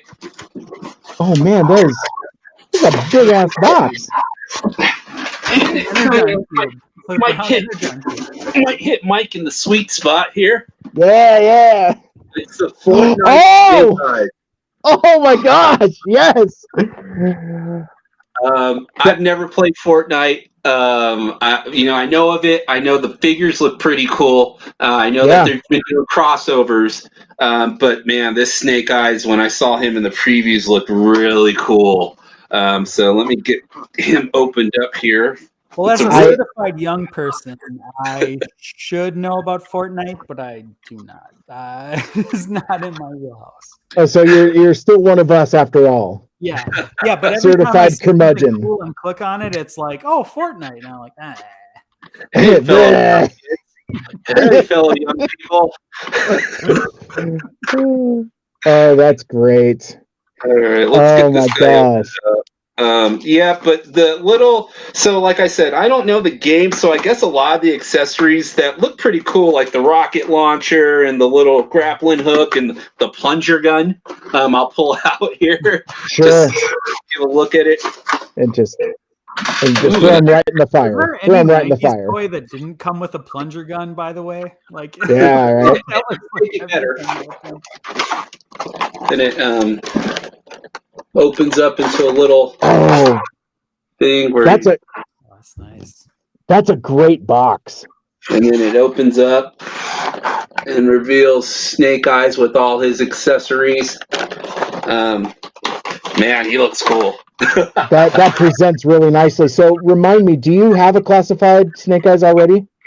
Yeah, I probably have all. I think I've got all of the ones that have come out so far. Got it. I even kind of liked the Snake Eyes movie one.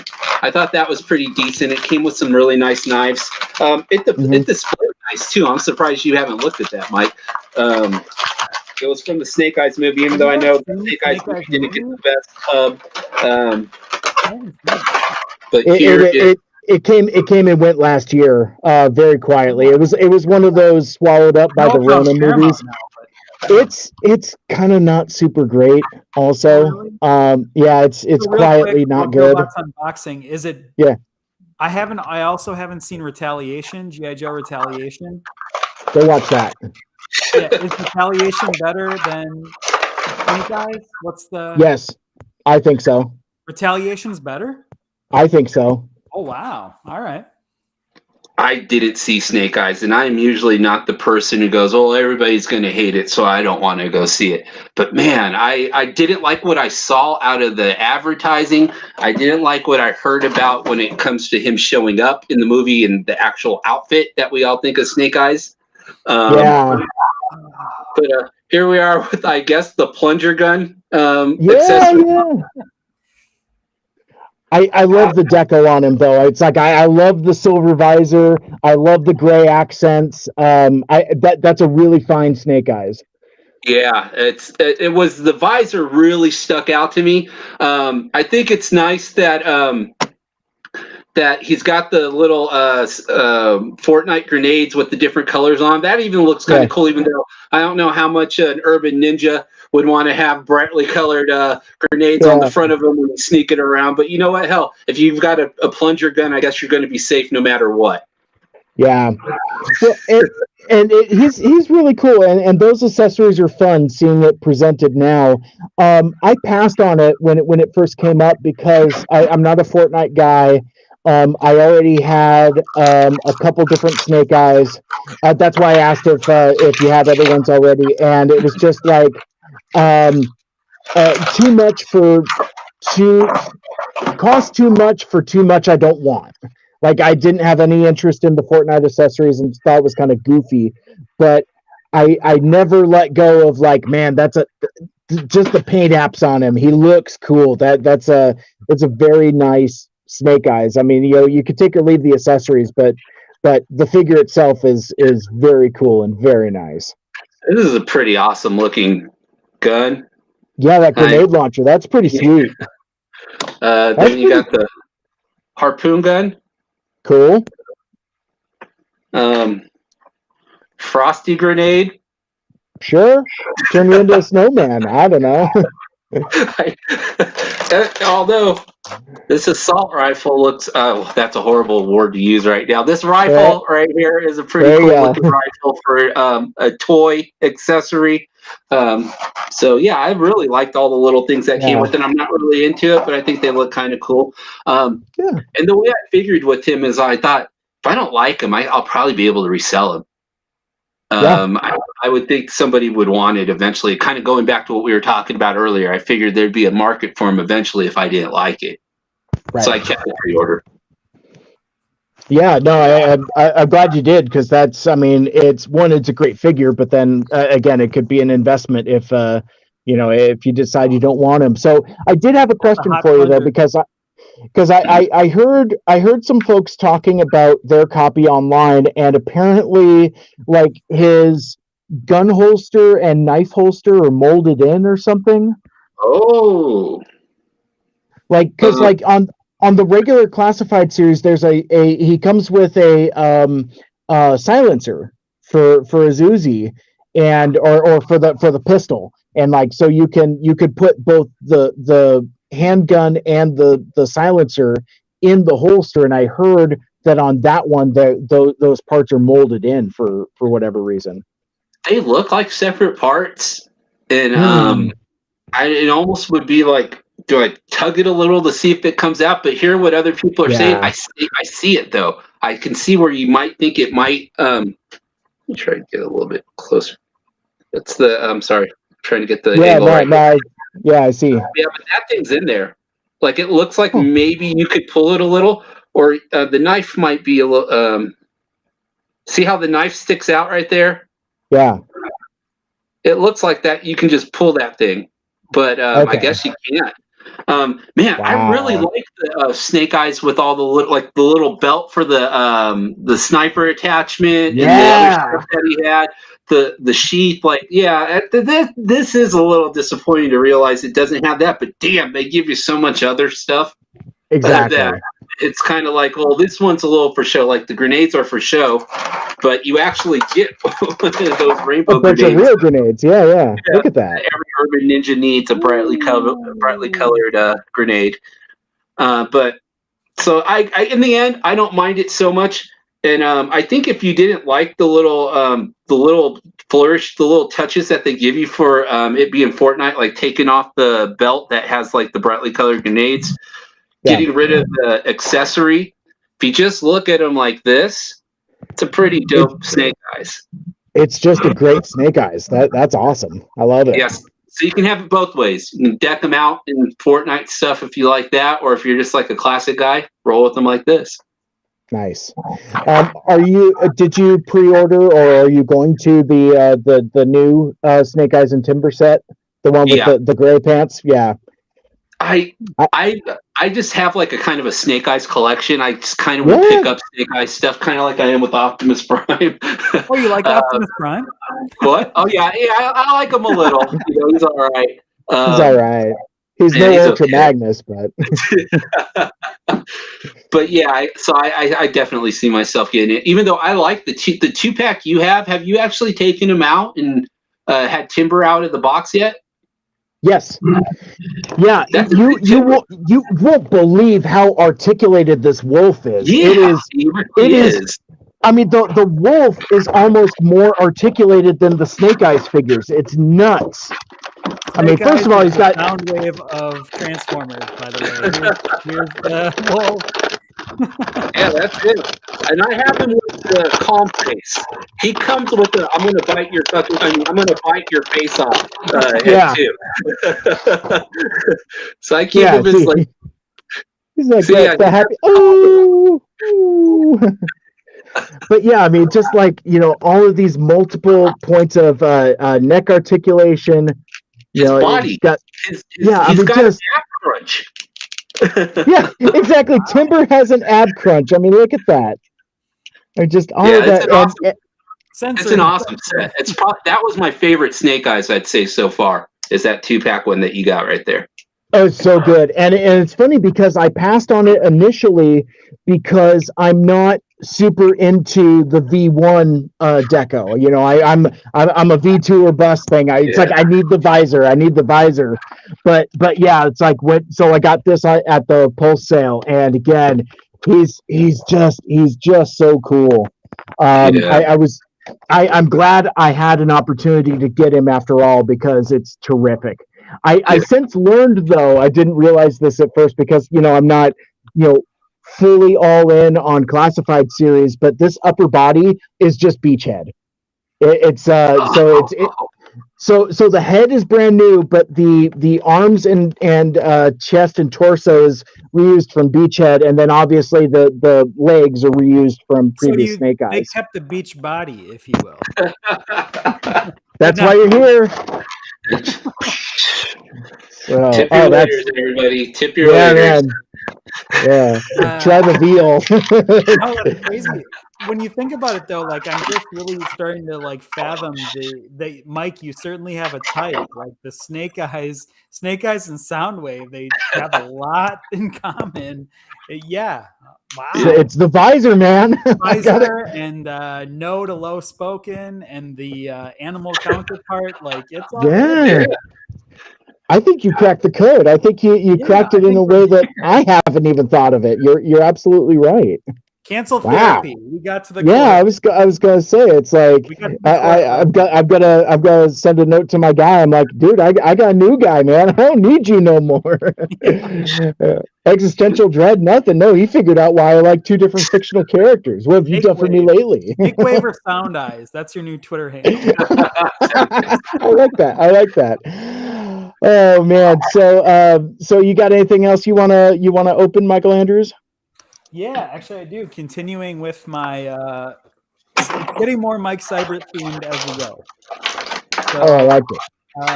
If this wasn't a hint enough, I also have the nice. the Cybertronian Soundwave.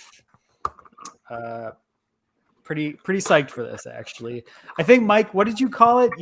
They were referring to it as like the sandwich hamburger Soundwave. Yeah, hamburger. Because his alt mode is just basically a hamburger sandwich. And weirdly, it's like, what is it? I asked them this figure, and then when you said that, I was like, sandwich Soundwave. That sounds pretty good. It's like, you just sold me a figure. I got it. But the real big thing was when they said this guy fits in his chest. So yeah, I'm super psyched for that. I love. If it wasn't clear, I love when that happens. So I think he's very cool. Added bonus: do you see the weapon that comes with Ravage? That little missile-looking thing that they have on the bottom. They say that you can put that attachment on Soundwave's gun, and it's supposed to look like Soundwave's G1 gun. But the only thing is, it's on his shoulder. It still looks like it. It's still pretty cool. So, cool to do it. That is cool. I like that. That's So I have very few Soundwave figures, Mike. I will say you got me into liking Soundwave. So my collection's growing of Soundwave stuff. He's a righteous dude. He's a righteous dude. He's pretty cool. And yeah, I've heard nothing but good things about that figure. I actually have one at home from back when I found him at a Target. Yeah. Well, in fact, I've had it for so long, I think my box has a window. Ironically enough, my Studio Series. I mean, I'll check it when I get home, and I'll snap a couple pics of. But I think my Voyager class Bumblebee movie Soundwave, I think, has a window. I thought you were gonna say you've had it so long your box is deteriorating, kind of like men's underwear. They just sort of combust. Oh, you're so funny. You're so funny. All right. Well, I think this might be the last thing I've got in this particular box. This is a figure that, I mean, the theme of the whole of my Hasbro Pulse Power Days buys is it's all stuff I passed on for one reason or another. But I was very grateful to be able to pick up some of these for 40% off. But the last guy I got in my box here. So we've gone from G.I. Joe to Transformers, and it wouldn't be a Mike Seibert thing if it didn't have a little bit of Star Wars representation. I got myself Fester's Quest Boba Fett. Yeah. Yeah, so it's like the first Boba Fett figure that like I really wasn't interested in because it's just him with his little cloak and stuff like that. But yeah, for 40% off, I'll give him a day in court. I like that he's got like a soft goods robe here, but yeah, let's see if I can gingerly and delicately, get a good look at this dude here. All right, come on, man. While you get that out of the box, I just really noticed this. Back to my Soundwave. Yeah. Huge in comparison to the other Cybertronian Bumblebee figures I've got. He's a big Voyager. Yeah. On scale. Yep. I wasn't expecting that. This is a big guy. Oh, yeah. It just slips right out. Yeah, that's one of those ones where it's and worth the Voyager class price point. Yeah.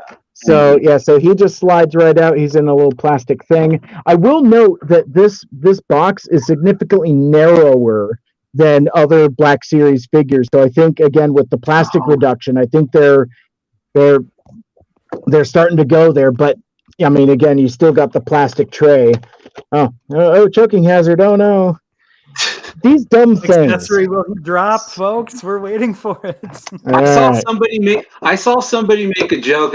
God damn, who was it? They said it's going to be messed up in the future when you realize your figure isn't complete because you threw away the little white warning paper. Yes. Like how you have to keep the instructions for it to be complete.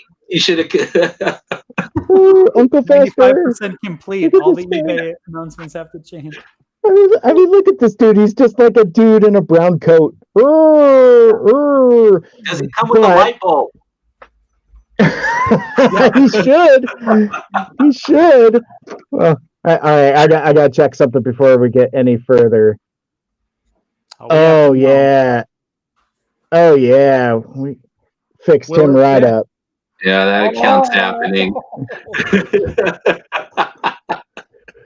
But this dude is actually kind of neat because again I like the soft goods. He actually has like a hood. Oh, there goes the glasses again. So you could do hooded Boba Fett. But once you like peel away his clothes, oh man, I'm gonna take a look underneath his skirt here. What's your favorite? Oh, this is super dope actually. The details on this guy, that's straight from the show with like his bandolier belt and the holster. And I don't know if you guys saw it before, but I have the armored version of this mold for Book of Boba Fett, and like the things that they did with the leg articulation here is really neat. So there's a lot of like molded in plastic that hides a lot of the joints. So it's like you could do a lot of different posability with him without really breaking the mold.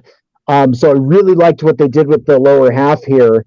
And yeah, I feel like I judged this figure too harshly because I passed on it because all I saw was this, and I'm like, I don't need that. But yeah, once you kind of again look under his skirt a little bit, you could see all the molded in details, and that's a lot of dramatic things being said here, Mike. Just yeah. dial it down. Like, You know, I'm just gonna strip him down right here, and just we're gonna do like the total Barbie doll treatment on this dude. You know, if you had like a little derby for that guy or like a little detective hat, you could almost be like the Ninja Turtles in the old cartoon when they went as humans. Like, yeah. But yeah, this guy actually looks halfway okay. I'm not displeased. He's a cool dude. That needs to go on your desk just like that. That's where needs to go. I love it. So yeah, that is Uncle Fester Boba Fett. So nice. There you go. I never thought I would be excited for a Boba Fett figure that doesn't have his armor, but I'll take it. He's like, I'm here for the armor. And then Mando's all like, gotta peel it off of my dead body. And he's like, I'm not here for your armor. I'm here for my armor. I may have watched that episode a lot. Can we draw another comparison to Snake Eyes and Soundwave with Boba Fett? Like mask, armor, it's mask. Very slow spoken. That's why you didn't want to buy it at first. Something.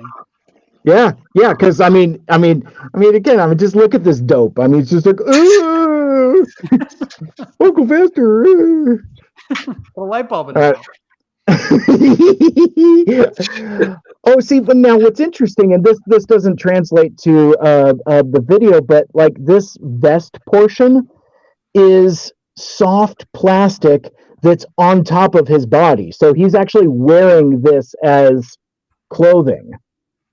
So it's, I mean, again, I can't like show it in a. Oh, there we go.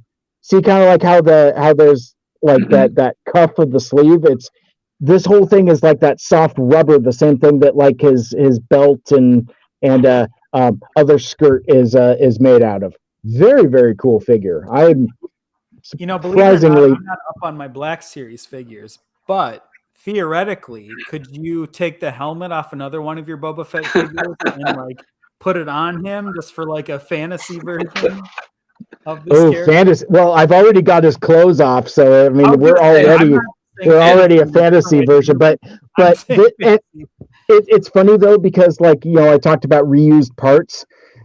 This this bottom half, these legs are used in like no fewer than 3 other Boba Fett figures, and they all have the same head too.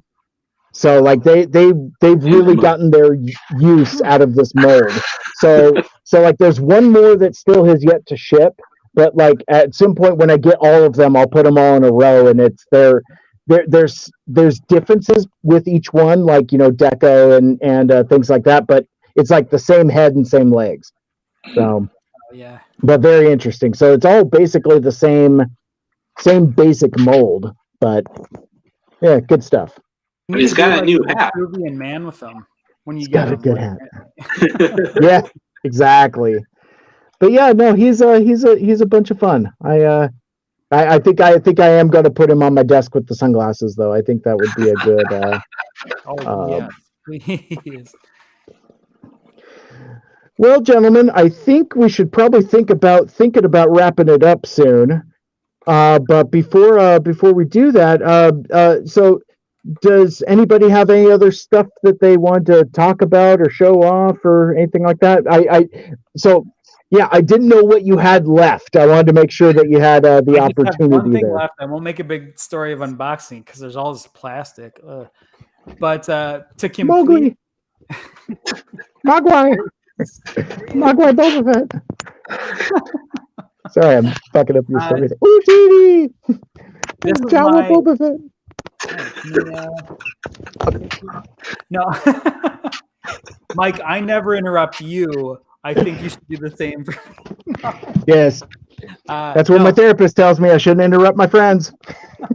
So this is my last. This is kind of a Mike Seibert themed figure, and it's not a Transformer. So I'll just show it quickly because I want to stay on point. But this is a Ghostbusters figure I got because I love the movie Afterlife. I got the Lucky figure. Oh, very nice. Tie-in. I love it. I love it. Yeah. So I was trying to figure out. I wanted a Ghostbuster figure from Afterlife. I just had to have something. I really like Lucky. I think she's kind of underrated character in the movie. But the big selling point for this character, she comes with a radio-controlled ghost trap figure, like the little like RC ghost trap. I'm gonna make a necklace out of it. Actually, if I'm being honest, I'm gonna put it on. That'd be dope. Little RC trap necklace. So nice. There you go. I think that would be dope. Very, very nice. Very cool. And yes, coming in hot. Now, so you're digging the plasma series there? Yeah, I wish I could get that Phoebe Spengler and Ghost Egon Spengler from.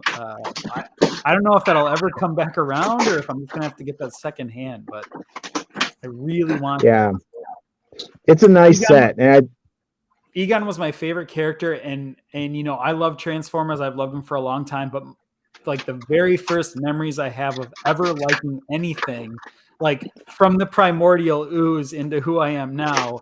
Ghostbusters was my very first love, and I loved Afterlife. I've always loved Ghostbusters. Oh, if I could just get that Phoebe Spengler and Egon Ghost set. Yeah, very tastefully done that set is, I think. Oh, yeah. Do I remember the Egon looking really like close to his likeness, right? Very. In that set, I think I remember seeing that set being advertised. Yeah. Yeah, I mean, obviously you don't have to get like Tarkin level like you did for Rogue One, but but they did a very great job of like recreating that. Yeah. I think controversial hot take. I think the Ghost outstays its welcome just a little bit. It's like maybe like a minute or two too much, but I liked what they did. I mean, because that's as tastefully as you could do it. Yeah, I mean, I don't disagree with that. I think again it was handled very, very well. But it's one of those things where it's like, oh man, now it felt a little Tarkin Town towards the middle part where he's just kind of there for a while, if that makes sense. But I'm not gonna yuck somebody's yum. I think that was I think that was very tastefully handled. And again, on screen too long, they have a duty to bust them. So I think I see your point. Right? Yes, you gotta be quick exactly. on. Yep. But the ghosting effect on that figure, I think Hasbro finally cracked the code, because there are a lot of like god awful force ghosts and like projection figures and stuff, and I think they got like the right shade of translucence, and I think it's I think it worked out really well. I'm one of the big fans of like The Last Jedi, so I had to have The Last Jedi Force Ghost Yoda. Sure. And it's like blue raspberry yogurt from Spaceballs, right? Yeah. I don't know. It's not psychedelic. That wasn't in the movie. Oh my gosh. Well, gentlemen, this has been an absolute blast. I mean, first, thanks for spending your Saturday afternoon with me. I greatly appreciate it. This was tons and tons of fun. And thanks for being patient with me with like the tech issues that gobbled into our time. But I think that's a wrap, gentlemen. Before we part ways for now, let folks know where they can connect with you out on the social medias, and if there's anything under the sun you want to promote. Joe, let's start with you. This TF JoeBot1 on Twitter and TF JoeBot on Instagram. I just post pretty much daily with Transformers and other toy related topics. And you see me messing around with Mike a lot. That's all I got really for me. Cool. Good stuff. And we talked earlier about wholesome Transformers accounts. Check out JoeBot. His positivity all over the place. I love it. It's great to see in this space that can get a little toxic at times. It's a good palate cleanser. I love your photography. I love everything you put out. You're a good dude, Joe. Oh, thank you. I appreciate that. It's been it's always fun seeing what you post and commenting on your stuff. So it's a blast. Absolutely. Cool. Good stuff. How about you, certified young person Michael Andrews? Where can we connect with you, and what are we promoting? Yeah, well, if you're looking for unwholesome Transformers content, I'm your guy. I'm the opposite of Joe Bot here. That is specifically untrue. That is not accurate. You put good stuff on your